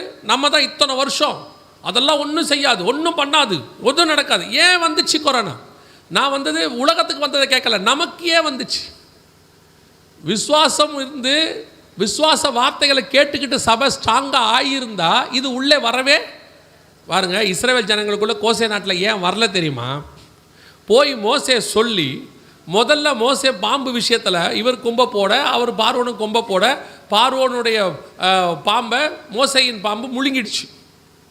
அங்கே ஆரம்பிச்சிச்சு அந்த விசுவாசம் கொஞ்சம் கொஞ்சமாக. இப்போ இஸ்ரவேல் ஜனங்களுக்கு ஒரு விசுவாசம் இருக்குது, அது எதாக இருந்தாலும் எகிப்துக்கு வரும், எனக்கு வராது. அப்படியே பார்த்துக்கிட்டே வராங்க. எப்போ அவங்க விசுவாசம் போய் முறுமுறுப்பு வந்துச்சோ இவங்களுக்கும் மரணம் வந்துச்சு. அப்போ நாம் 20 வருஷமாக விசுவாச வார்த்தைகளையே கேட்டிருக்கணும். எதுவும் நம்ம பைபிள் அதுக்கு தான் எழுதி கொடுத்துருக்கார் ஆண்டவர். எதுக்கு எழுதி கொடுத்தாரு? விசுவாச வார்த்தைகளை கேட்கறது. கேள்வினாலே விசுவாசம் வளரும். அப்போ நம்ம 20 வருஷமாக அதை கேட்காததுனால பயம் வந்துடுச்சு. கொரோனா வந்த உடனே ஐயோ அதுவும் டிவிக்காரன் போட்டு அங்கே கொத்து கொத்தா சாவறாங்க, இங்கே கொத்து கொத்தா சாவறாங்க. இப்போ எங்கே போச்சு வசனம்? வாதை உன் கூடாரத்தை அணுகாது, எகிப்தின் மேல் வந்த ஒரு வியாதியும் உன்மேல் வரப்பண்ணேன், நானே உன் பரிகாரியாகிய கர்த்தர். இதெல்லாம் எங்கே போச்சு? பயம் வந்துடுச்சு. ஏன் பயம் வந்துச்சு? விசுவாச வார்த்தை கேட்கறது கொஞ்சம் வருஷமாக நின்று போச்சு. ஆசீர்வாத வார்த்தை கேட்டு கேட்டு கேட்டு இப்போ நமக்கு என்ன ஆயிடுச்சு தெரியுமா? கொஞ்சம் இப்போ இருக்க ஜென்ரேஷன் சொல்கிறாங்க, காசு இருந்தால் என்ன வேணாலும் பண்ணலாங்க, பணம் மட்டும் இருந்துட்டா போதும். கொஞ்சம் பேர்லாம் சொல்கிறாங்க, எதிரில் நீங்கள் ஒருத்தர் சொன்னார், காசை தூக்கி அடித்தா எதை வேணாலும் வரும், வராது. அதுக்கு தான் நல்ல உதாரணம் கொரோனா. எல்லாருக்கிட்டையும் காசு இருந்துச்சு, ஐசியூவில் ஒரு பெட் இல்லை, ரோட்டில் படுத்து கிடந்தான் கோடீஸ்வரன். காசு வச்சிருக்கிறவன், நகை வச்சிருக்கிறவன், குஜராத்தில் அவ்வளோ கோடி கோடியாக பணம் வச்சிருக்கிற ஆள் டிவியில் காமிச்சாங்க. அவர் கார் மட்டுமே 28 லட்சம், டோரை திறந்து போட்டு படுத்து கிடந்தாரு. ஏன்னா ஐசியூவில் பெட் இல்லை, எங்கேயுமே இல்லை. கடைசியில் அவர் நினச்சா ஒரு ஹாஸ்பிட்டலில் கட்ட முடியும், ஆனால் அந்த நிமிஷத்தில் ஒன்றும் முடியாது. படுத்து கிடந்தாரு. ரோட்டில் காரை திறந்து போட்டு சீட்டை சாய்ச்சி அந்த ஆக்சிஜன் சிலிண்டரை பக்கத்தில் வச்சு அவர் வாயில் வச்சுருந்தாங்க. ரோட்டில் சிலிண்டர் வச்சு படுத்து கிடந்தார். பணம் ஒரு லிமிட்டுக்கு மேலே உதவாது.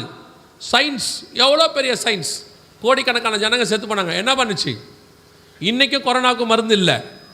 ஒரு இடத்தில் பணம் தோற்கும், சயின்ஸ் தோக்கும், மருந்து தோக்கும், எல்லாம் தோக்கும். ஆனால் ஒரே ஒருத்தர் மட்டும்தான் உனக்கு உதவி செய்வார். அவர் தான் ஆண்டவராக இயேசு கிறிஸ்து ஒருத்தர் மட்டும். எல்லாம் ஒரு இடத்துல தோக்கும். கண்டிப்பாக கொரோனா சொல்லி கொடுத்துருக்கணும்.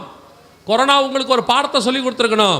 இந்த பணம், நான் வச்சிருக்கிற நகை, நட்டு, போல்ட்டு, ஸ்க்ரூ டிரைவரு, ஸ்பேனரு, 100 புடவை, வீட்டுக்கு பின்னாடி இருக்கிற ரப்பர் தோட்டம், எதுவும் ஆக்சிஜன் பாதிக்கப்பட்டால் கொடுக்காது, ஹாஸ்பிட்டலில் இடம் கொடுக்காது.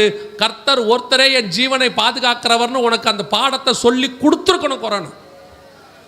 ஏன் இன்னைக்கு பாருங்க, நாம இன்னைக்கு ஆயத்தமாக இல்லாதனுடைய விளைவு போய் படுத்து கிடந்தோம். ஒருத்தர் என்ன கேட்டார் ஃபோன் பண்ணி, பிரதர் சென்னைக்கு வர்றதுக்கு ஏதாவது ஒரு ஹாஸ்பிட்டலில் பெட் இருக்குன்னா சொல்லுங்கள், நான் சென்னைக்கு கூட்டிகிட்டு வரேன், எனக்கு வேண்டப்பட்டவர் ஒருத்தர் அர்ஜென்ட் அப்படின்னார்.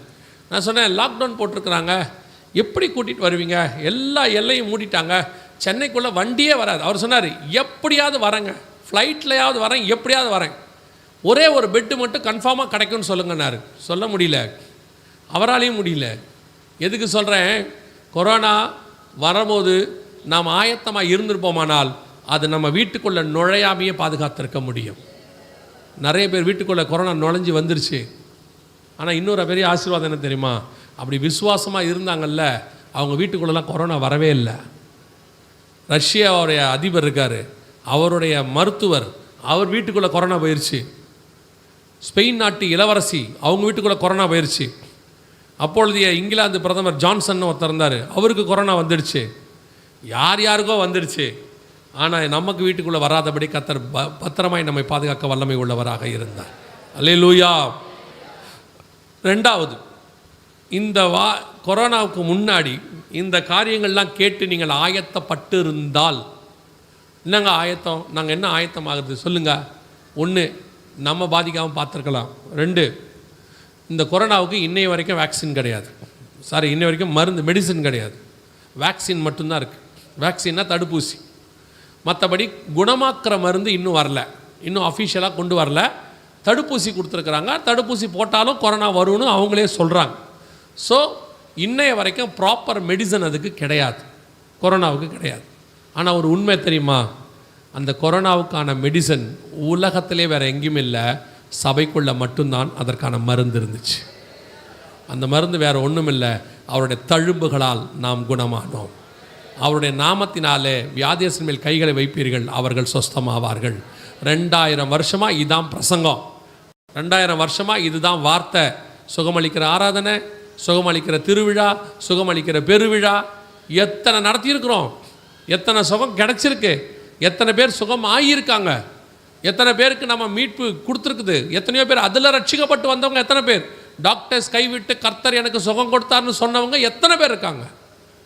ஏன் கொரோனாவில் மட்டும் நம்ம மூடிட்டோம், கதவை மூடிட்டோம்? ஏன் கொரோனாவில் பயந்தோம்?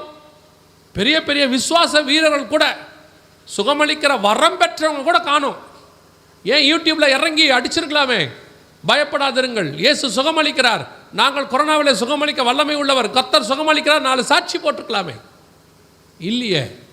கொரோனா என்ன சொல்லி கொடுத்துச்சு தெரியுமா? ஒன்று மிக முக்கியமாக சபைக்கு சொல்லி கொடுத்துச்சு, சபை விசுவாசத்தில் பலவீனப்பட்டு விட்டது.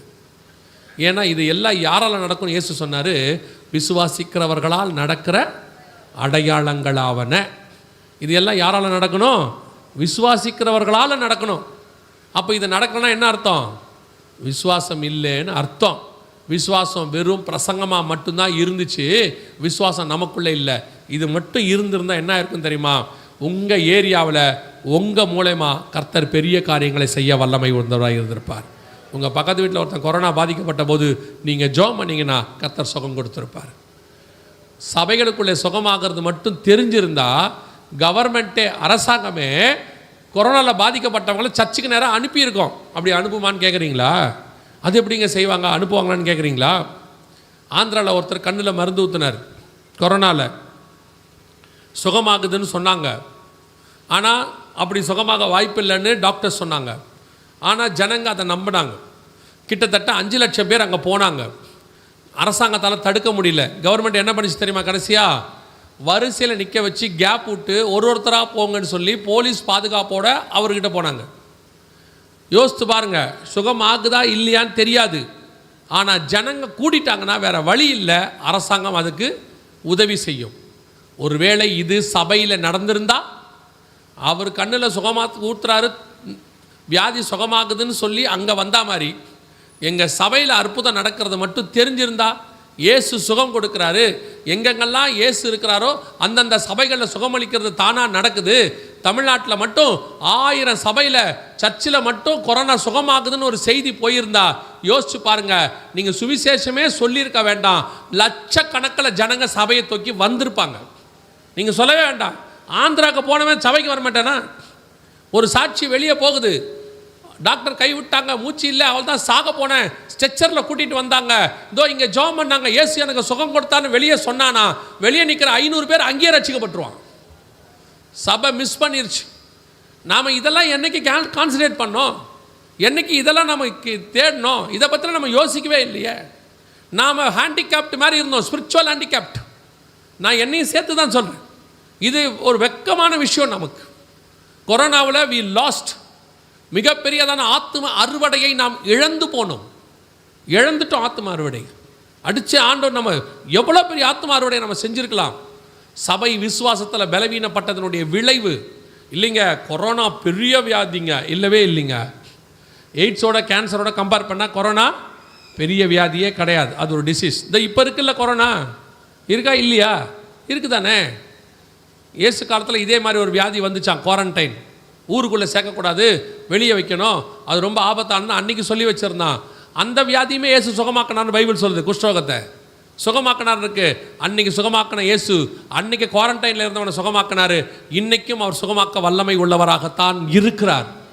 நாம தான் பலவீனப்பட்டு போயிட்டோம், விசுவாசத்தில் பலவீனப்பட்டு. அதனால தான் பைபிள் சொல்லுது, மனுஷகுமாரன் வரும்போது விசுவாசத்தை காண்பாரோ. நம்மக்கிட்ட விசுவாசம் பலவீனப்பட்டுருச்சுங்கிறத காண்பிக்கிறதுக்கு கொரோனா மூலமாக ஒரு பாடம் கிடச்சிருக்கு நமக்கு. இனி சபை விசுவாச வார்த்தைகளை தான் பேசணும், விசுவாசத்தில் பலப்படணும்.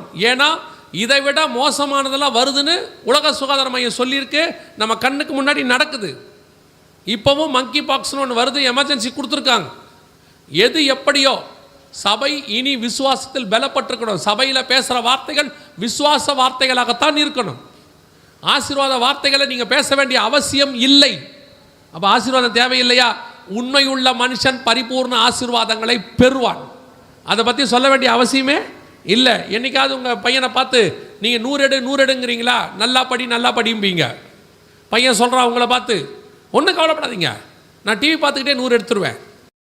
ஒன்றும் கவலைப்படாதீங்க, வீடியோ கேம்ஸ் விளையாடிக்கிட்டே நான் 100 எடுத்துருவேன். நீங்கள் என்ன சொல்லுவீங்க? எப்படா படிக்காமல் எடுப்பேன், புக்கே கையில் எடுக்க மாட்டேங்கிற, எப்படி மார்க் வரும்?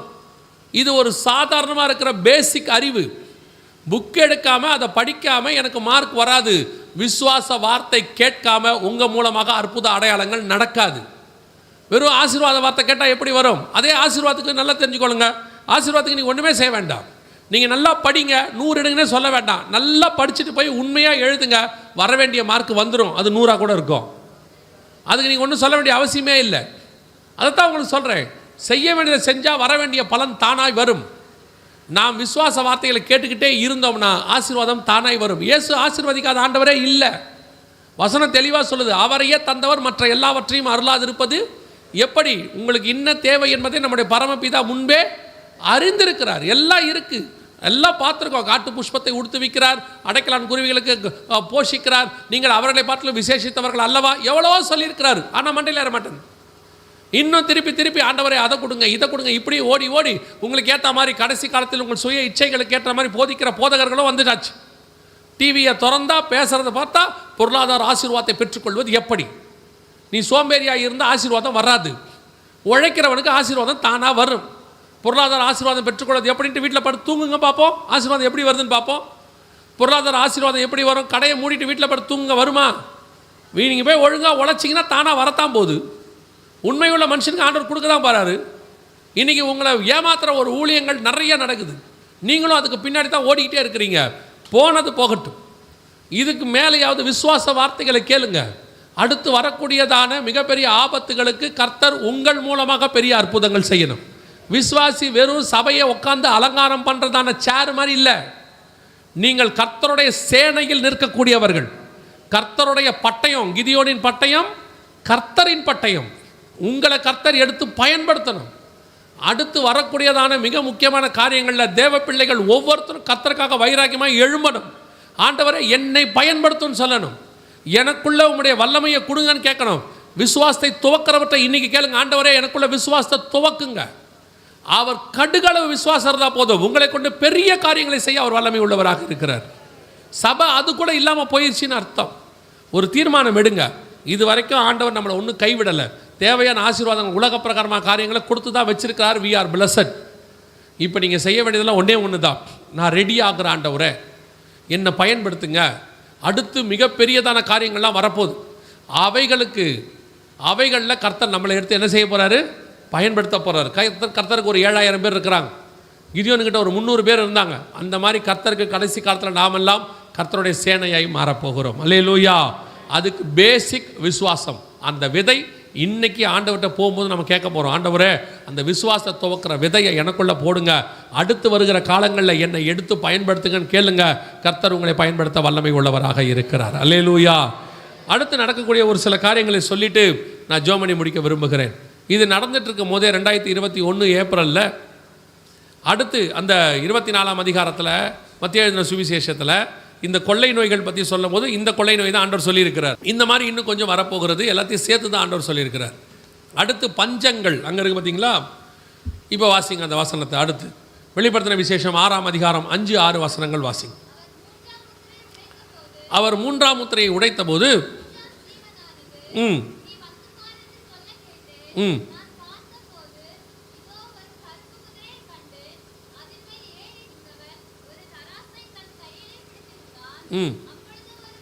ஒரு பணத்திற்கு 1 படி கோதுமை என்றும் ஒரு பணத்துக்கு 3 படி வார்கோதுமை என்றும் எண்ணெயையும் திராட்சை ரசத்தையும் சேதப்படுத்தாதே என்று 4 ஜீவன்கள் மத்தியிலிருந்து உண்டான சத்தத்தை கேட்டேன் அப்படின்னு இருக்கு. இது அடுத்து நடக்கக்கூடியதான ஒரு சம்பவம். 2021 இந்த கொரோனா உச்சத்தில் இருக்கும் பொழுது, ஏன்னா 2018 இதை குறித்து சொல்லிட்டு கொரோனாவை பற்றி அந்த வரப்போகிற கொள்ளை நோயை பற்றி சொல்லிட்டு இருக்கும்பொழுது இது உச்சத்துக்கு வரும்போது ஆண்டவர் சொன்னார், அடுத்து நீ பஞ்சத்தை குறித்து பேசு அப்படின்னு சொல்லி இந்த காரியங்களை குறித்து 2021 ஏப்ரல்லேருந்து சொல்லிகிட்டு இருக்கிறோம். அடுத்து மிகப்பெரிய பஞ்சம் வரப்போகுதுன்னு சொல்லி. அப்போது மடகஸ்கர் பகுதியில், ஹைத்தி பகுதியில் பஞ்சம் வருகிறதை ஐநா சபை அனௌன்ஸ் பண்ணுது. அஃபீஷியலாக பஞ்சம் உலகத்துக்குள்ளே நுழைஞ்சிடுச்சு அப்படின்னு சொல்லி ஐநாவில் சொல்கிறாங்க. அதுக்கு ஆதாரமாக மடகஸ்கரை சொல்கிறாங்க. ஜனங்கள் பூச்சி சாப்பிட்றாங்க, மண் சாப்பிட்றாங்க, இப்படியெல்லாம் சொல்லிக்கிட்டு இருக்கிறாங்க. அப்போவே நாங்கள் இதை பற்றியெல்லாம் சொல்லிக்கிட்டு இருந்தோம். 2022 அந்த காரியங்களெல்லாம் நம்ம கண்ணுக்கு முன்னாடி நமக்கு புரியும்படினா தமிழ்நாட்டுக்கு புரியும்படி, நம்ம சபைக்கு புரியும்படி ஒரு காரியம் நடந்துச்சு. என்னன்னு கேட்டிங்கன்னா 2022 மே மாதத்தில் ஸ்ரீலங்கா திவாலாச்சு. எதனால் திவாலாச்சுன்னா உணவு பஞ்சத்தினால. அங்கே இருக்கு பாருங்கள், இது மே மாதம் வந்தது. அன்றைக்கி அங்கே உள்ள பேப்பர் இது. ஸ்ரீலங்கா திவாலாச்சு, குறிப்பாக உணவு பஞ்சம். 2021 சொல்லிகிட்டு இருக்கிற காரியங்கள்லாம் ஒன்றொன்றாக கண்களுக்கு முன்பாக நம்ம பகுதியில் ஸ்ரீலங்கா, பாகிஸ்தான், ஆப்கானிஸ்தான் எல்லா பகுதியிலையும் கொஞ்சம் கொஞ்சமாக உணவு பஞ்சம் பெருசாகிட்டே போச்சு. ஏன்னா அந்த இடத்துல சொல்லப்பட்டிருக்கிறது உணவு பஞ்சம். பஞ்சத்தில் நிறையா இருக்குது பைபிளில். தண்ணி பஞ்சம் இருக்குது, உணவு பஞ்சம் இருக்குது, வசன பஞ்சம் இருக்குது, நிறைய பஞ்சங்கள் இருக்குது. அதில் பைபிள் சொல்லுது அந்த இடத்துல உணவு பஞ்சம். கையில் தராசு பிடித்திருந்தான், எக்கனாமிக்கல் கிரைசஸ், அதாவது பொருளாதார வீழ்ச்சி. ஒரு பணத்துக்கு ஒரு படி கோதுமை என்றால் உணவு பஞ்சம் கிடைக்காது. எண்ணெயும் திராட்சை ரசமும் சேதப்படுத்தாதேன்னா அது ரெண்டை தவிர மிச்சம் எல்லாம் சேதப்படும் அப்படின்னு அர்த்தம். ஸோ சொன்னபடி மிகப்பெரிய அளவில் அந்த தீர்க்க தரிசனம் நிறைவேற தொடங்கியது எல்லா பக்கத்துலேயும். அந்த காலகட்டத்தில் நான் சொல்கிறது 2022-23 பாகிஸ்தானில் மட்டும் 9 மணி நேரம் கரண்ட் இருக்காது. ஜனங்களுக்கு டீ இருக்காது, பால் கிடையாது, வெறும் டீ மட்டும் குடிக்க சொன்னாங்கன்னு நினைக்கிறேன். இல்லை டீ இறக்குமதி கிடையாது, வெறும் பால் மட்டும் ஏதோ ஒன்று சொன்னாங்க. ஜனங்களுக்கு அந்த அளவுக்கு அங்கே மிகப்பெரிய பாதிப்பு வந்துடுச்சு. வேதத்தில் சொன்ன அந்த பர்டிகுலர் 6வது வசனம் பாருங்கள், ஒரு பணத்துக்கு ஒரு படி கோதுமை என்றும் ஒரு பணத்துக்கு 3 படி வார் கோதுமை. அந்த காலத்தில் ஒரு பணம் அப்படின்னா எவ்வளோன்னு கேட்டிங்கன்னா, நீங்கள் இயேசு கிறிஸ்துக்கிட்ட 5000 புருஷர்கள் வந்துடுறாங்க சாப்பிட, பெண்கள் பிள்ளைகள்லாம் இருக்கிறாங்க, அவ்வளோ பேர் வந்துட்டாங்க. இவங்க அத்தனை பேருக்கு சாப்பாடு கொடுக்கணும். இயேசு சொல்கிறார் சீசர்களை பார்த்து, நீங்களே கொடுங்க. சீசர்கள் சொல்கிறாங்க இவ்வளோ பேருக்கு சாப்பாடு கொடுக்கணும்னா 200 பணம் ஆகும் என்றாங்க. அப்போ ஒரு 10 ஆண்கள் மட்டும் 5000, பெண்கள் எவ்வளோன்னு தெரியல, பிள்ளைங்க எவ்வளோன்னு தெரியல, குறைஞ்சபட்சம் ஒரு 10-20 பேர் வந்திருக்கிறாங்க. அது ஏன்னா அது வனாந்தரத்தில் நடக்குது, பெரிய ஓப்பன் ஸ்பேஸில். அவ்வளோ பேர் வந்தபோது இயேசு சொல்கிறார் நீங்களே கொடுங்க. இவ்வளோ பேருக்கு சாப்பாடு கொடுக்கணுன்னா எவ்வளோ ஆகும்? 200 பணம் ஆகும். அப்போ அந்த காலத்தில் 200 பணத்துக்கு 20,000 பேர் சாப்பிட்லான்னு வச்சுக்கோங்க. ஒரு குறைஞ்சபட்சம் 20,000 பேர் சாப்பிட்லான்னா ஒரு பணத்துக்கு கிட்டத்தட்ட 200 பேர் சாப்பிட்லாம் அப்படின்னு அர்த்தம். ஒரு பணத்துக்கு 200 பேர் சாப்பிட்ற சாப்பாடுனா எவ்வளோன்னு பார்த்துக்கோங்க. இல்லை பைபிள் கணக்குலேயே நீங்கள் வச்சுக்கோங்க, 5000 புருஷர் அப்படின்னு வச்சுக்கிட்டிங்கன்னா கூட கிட்டத்தட்ட ஒரு பணத்துக்கு 50 பேர் சாப்பிட்லாம். அவ்வளோ பேர் உள்ளது. இன்றைக்கி ஒரு 50 பேர் சாப்பிட்ற சாப்பாடுனா எவ்வளோன்னு பார்த்துக்கோங்க. ஒரு ஆளுக்கு 20 ரூபா, 30 ரூபா, 50 ரூபா வச்சாலும் 50 பேர்னா 2500 ரூபா ஒரு ஆளுக்கு. அந்த அளவுக்கு கோதுமை விற்குமா? ஒரு படி கோதுமை ஒரு பணத்திற்கு விற்கும். ஒரு பணத்துக்கு 3 படி வார் கோதுமை. வார் கோதுமைனா பார்லி விற்கும்னு சொல்லி 2000 வருஷத்துக்கு முன்னாடி பைபிளில் இருக்குது. இந்த காரியங்கள்லாம் நடந்துக்கிட்டே இருக்கும்போது துல்லியமாக இந்த தீர்க்க தரிசனம் நிறைவேறுவதற்கான காலம் வந்தது. 2022 லாஸ்ட்டில், 2021 லாஸ்ட்டில் ரஷ்யா உக்ரைன் பிரச்சனை ஸ்டார்ட் ஆச்சு. உக்ரைன் தான் உலகத்திலே கோதுமை தயாரிக்கிற நம்பர் 1 நாடு, ரஷ்யா நம்பர் 2 நாடு. இது ரெண்டும் சண்டை போட ஆரம்பித்து இப்போ வரைக்கும் சண்டை போயிட்டுருக்கு. அதனுடைய விளைவாக கோதுமை உற்பத்தி மிகப்பெரிய அளவில் பாதிக்கப்பட்டுருச்சு. ரஷ்யா கோதுமை ஏற்றுமதியை பண்ணாமல் நிறுத்திடுச்சு. 3வது பெரிய நாடு இந்தியா சொல்லிச்சு எங்களுக்கே கோதுமை பத்தாது, நாங்கள் ஏற்றுமதி பண்ண மாட்டோம். இன்றைக்கும் இந்தியாவில் கோதுமை ஏற்றுமதியோட தடையில் தான் இருக்குது. ஸோ இப்போது உலகம் முழுக்க கோதுமை தட்டுப்பாடு. அதனுடைய விளைவாக அன்னைக்கு பாகிஸ்தானில் 2023 பாகிஸ்தானில் கோதுமையினுடைய விலை ஒரு கிலோ கோதுமை என்ன விலை பாருங்கள். பாகிஸ்தானில் கடுமையான உணவு பஞ்சம் நிலவி வரும் நிலையில் கோதுமை மாவு வாங்க முயன்ற போது கூட்ட நெரிசலில் சிக்கி 4 பேர் உயிரிழந்த சம்பவம் அதிர்ச்சியை ஏற்படுத்தியுள்ளது. பாகிஸ்தானில் பொருளாதார நெருக்கடியால் அத்தியாவசிய பொருட்களின் விலைகள் விண்ணை தொட்டுள்ளன. குறிப்பாக பாகிஸ்தான் மக்கள் உணவின் முக்கிய அங்கமான கோதுமைக்கு கடுமையான தட்டுப்பாடு ஏற்பட்டுள்ளது. 1 கிலோ கோதுமை மாவு 1500 ரூபாய் வரை விற்கப்படுகிறது. பல்வேறு 1 கிலோ கோதுமை மாவு 1500 ரூபாய் வரை விற்கப்படுகிறது 1 கிலோ. இப்போ நம்ம நினச்சிக்கிறோம் நமக்கு ஒன்றும் பிரச்சனை இல்லைங்க, நாமெல்லாம் அரிசி சாப்பிட்றவங்க, அது கோதுமை சாப்பிட்றவங்க தானே பிரச்சனைன்னு. இங்கே அரிசி விலையும் 2 மடங்கு ஏறி போச்சு.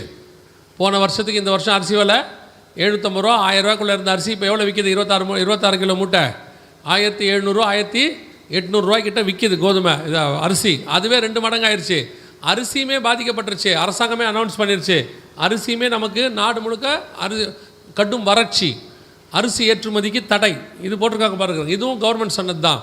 இப்போ உணவு பஞ்சத்தினுடைய உச்சத்தில் பூமி போயிட்டுருக்குது எல்லா பக்கமும். அதாவது ஆண்டவர் சொன்ன அடுத்த பஞ்சத்தின் காலம் 2023 நடந்துக்கிட்டே இருக்குது, 2021 ஆனால் இப்போ ஐநா சபை அஃபீஷியலாக அனௌன்ஸ் பண்ணியிருக்கிறாங்க. எப்படி கொரோனாவுக்கு அவங்க சொன்னாங்கன்னு ஒரு வீடியோ வந்துச்சே 2023 அதே மாதிரி ஐநா சபை சொல்லிச்சு. இப்போ சொன்னது உலக சுகாதார மையம் இல்லை, ஐநா சபை சொல்லிச்சு மிகப்பெரிய அளவில் பஞ்சம் உலகத்தில் பேரழிவை ஏற்படுத்த போகுதுன்னு சொல்லியிருக்கிறாங்க. இங்கே பாருங்கள். உணவு தட்டுப்பாட்டால் உலகம் பேரழிவை சந்திக்கும் என்று ஐநா பொதுச் செயலாளர் அன்டோனியோ குட்டரஸ் எச்சரிக்கை விடுத்துள்ளார். ஜெர்மன் தலைநகர் பெர்லினில் பணக்கார மற்றும் வளரும் நாடுகளைச் சேர்ந்த அதிகாரிகள் பங்கேற்ற கூட்டம் நடந்தது. இந்த கூட்டத்தில் கலந்து கொண்டு பேசிய ஐநா பொதுச் செயலாளர் அன்டோனியோ குட்டரஸ் பருவநிலை மாற்றம், கொரோனா ஆகியவை முன்னெப்போதும் இல்லாத அளவிற்கு பட்டினி பிரச்சினையை உருவாக்கின என தெரிவித்தார். உணவு கிடைக்காத பிரச்சினை உலக அளவில் உணவு தட்டுப்பாடாக மாறும் என்றும் உணவு தட்டுப்பாட்டால் உலகம் பேரழிவை சந்திக்கும் எனவும் எச்சரித்தார். அதனை சமாளிக்க ஐநா அதிகாரிகள் சமாதான நடவடிக்கையை மேற்கொண்டு வருகிறார்கள் எனவும் தெரிவித்தார். இது 2023 வந்த செய்தி. ஐநா அஃபிஷியலாக அனௌன்ஸ் பண்ணிருச்சு, மிகப்பெரிய பஞ்சம் உலகம் முழுக்க போகுது, இன்னும் வரப்போகுது. இதை சமாளிக்க உலக நாடுகிட்ட பேசுகிறேன்னு தான் சொன்னாங்க. சொல்லும் போதே இஸ்ரேல் ஹவுதீஸ் ஹமாஸ் பிரச்சனை ஸ்டார்ட் ஆயிடுச்சு. அந்த செங்கடல் வழியாக தான், ரெட் சி வழியாக தான் எல்லாம் வரணும். ஹவுதீஸ்காரங்க அடித்ததுனால இப்போ செங்கடல் வழியாக பாதி கப்பல் வரல, 70% கப்பல் வரல. இப்போ அடுத்த பிரச்சனை உணவு. நார்மலாக இருந்ததே வேறு, இப்போ 70% வராததுனால இன்னும் உணவு தட்டுப்பாடு அதிகமாகிட்டே போகுது. எந்த அளவுக்குன்னு கேட்டிங்கன்னா, ஸ்ரீலங்காலெல்லாம் சொல்ல முடியாத அளவுக்கு விலைவாசி உயர்வில் இருக்குது. இப்போ இந்த அரசாங்கம் வந்திருக்கு, என்ன பண்ண போகிறாங்கன்னு தெரியல. நான் சொல்கிறது, இந்த அரசாங்கம் வரத்துக்கு முன்னாடி வரைக்கும் சொல்ல முடியாத அளவுக்கு உணவு பிரச்சனை, பெரிய பிரச்சனை. ஒரு சாதாரணமாக ஒரு 1/4 கிலோ வெங்காயம் நீங்கள் வாங்கணும், 1 கிலோ வெங்காயம் வாங்கணுன்னா 250 ரூபா 300 ரூபா சாதாரணமாக. ஒரு டீ குடிக்கணுன்னா 100 ரூபா. நான் இப்போ போன வாரம் தான் போயிட்டு வந்ததுனால சொல்கிறேன். அந்த அளவுக்கு மிக மோசமாக இருக்குது. ஒரு சாப்பாடு என்றைக்கோ ஒரு நாள் வெளியே கூட்டு போய் வாங்கி கொடுக்கலான்னு சொல்லி அந்த பாஸ்டர் ஆசைப்பட்டார். நான் சொன்னேன், இல்லை வீட்டிலே சாப்பிட்டேன். இல்லை பாஸ்டர், வாங்க வெளியே போய் சாப்பிட்லான்னு சொல்லி ஒரு வாங்கி கொடுத்தாங்க. ஒரு ஃப்ரைட் ரைஸ் 1600 ரூபா.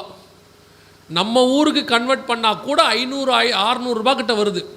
கன்வெர்ட் பண்ணாலே நம்ம ஊருக்கு ஒரு 500 ரூபா கிட்ட வருது. நம்ம ஊரில் ஃப்ரைட் ரைஸ் 100 ரூபாய்க்கே கிடைக்குது.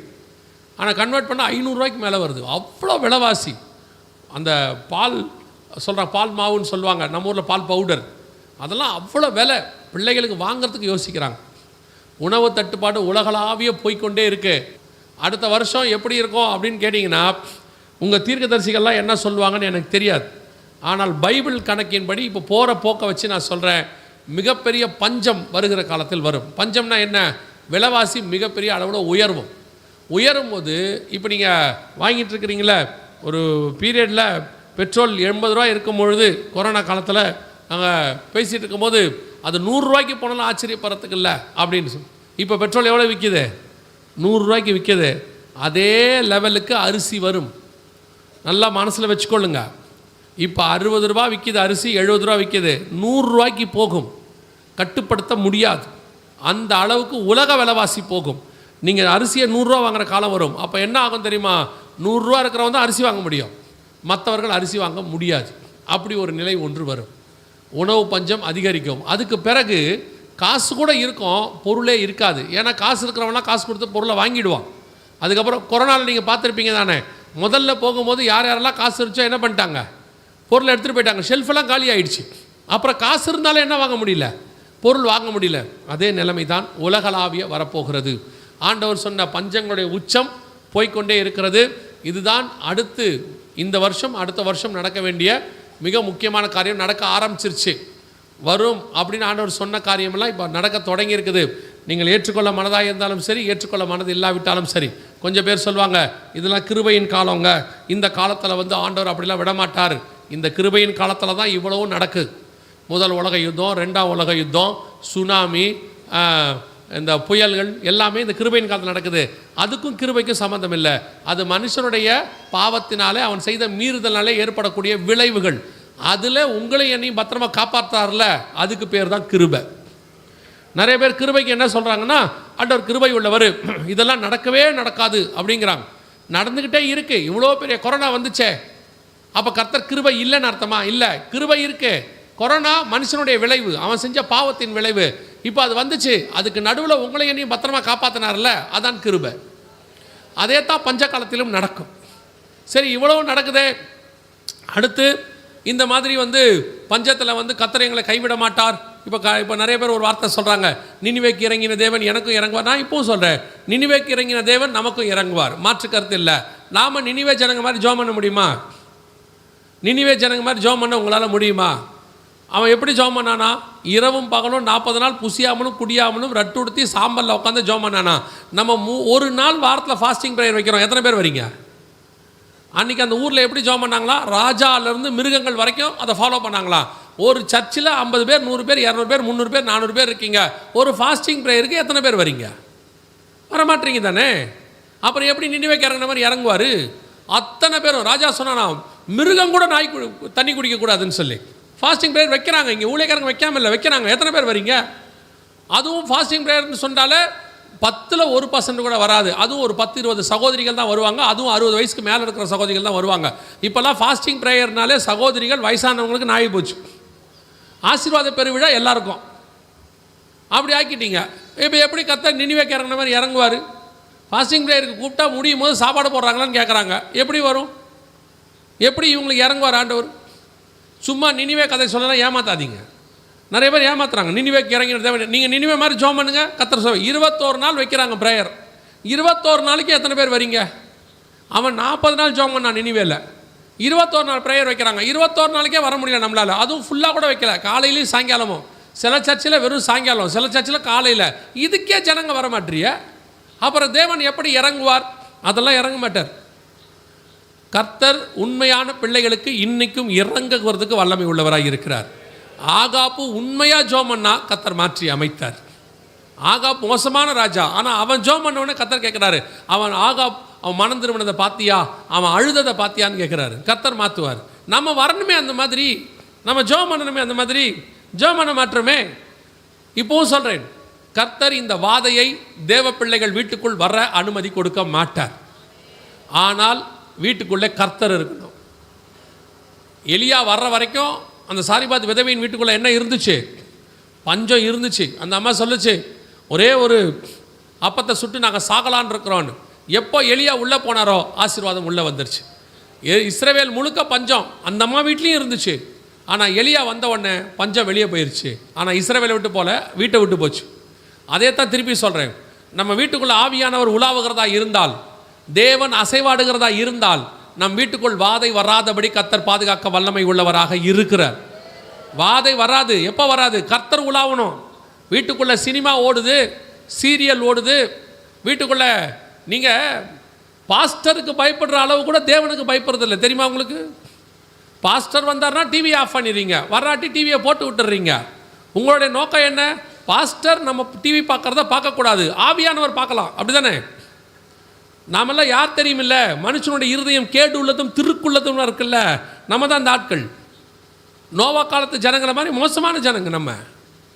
நம்ம யாரும் தெரியாட்டி பாவம் நல்லா செய்வோம். ஆனால் மற்றவங்க எதிரில் பரிசுத்தவான் மாதிரி நம்மளை காட்டிக்கொள்ளணும்னு விரும்புகிறோம். கர்த்தர் இன்னும் நமக்கு ஒரு வாய்ப்பு கொடுக்க வல்லமை உள்ளவராக இருக்கிறார். வீட்டுக்குள்ளே கர்த்தருக்கு பிரியமில்லாத அருவருப்பான காரியங்களை தூக்கி வெளியே போட்டுருங்க. அப்படிப்பட்ட சத்தங்களை தூக்கி வெளியே போடுங்க.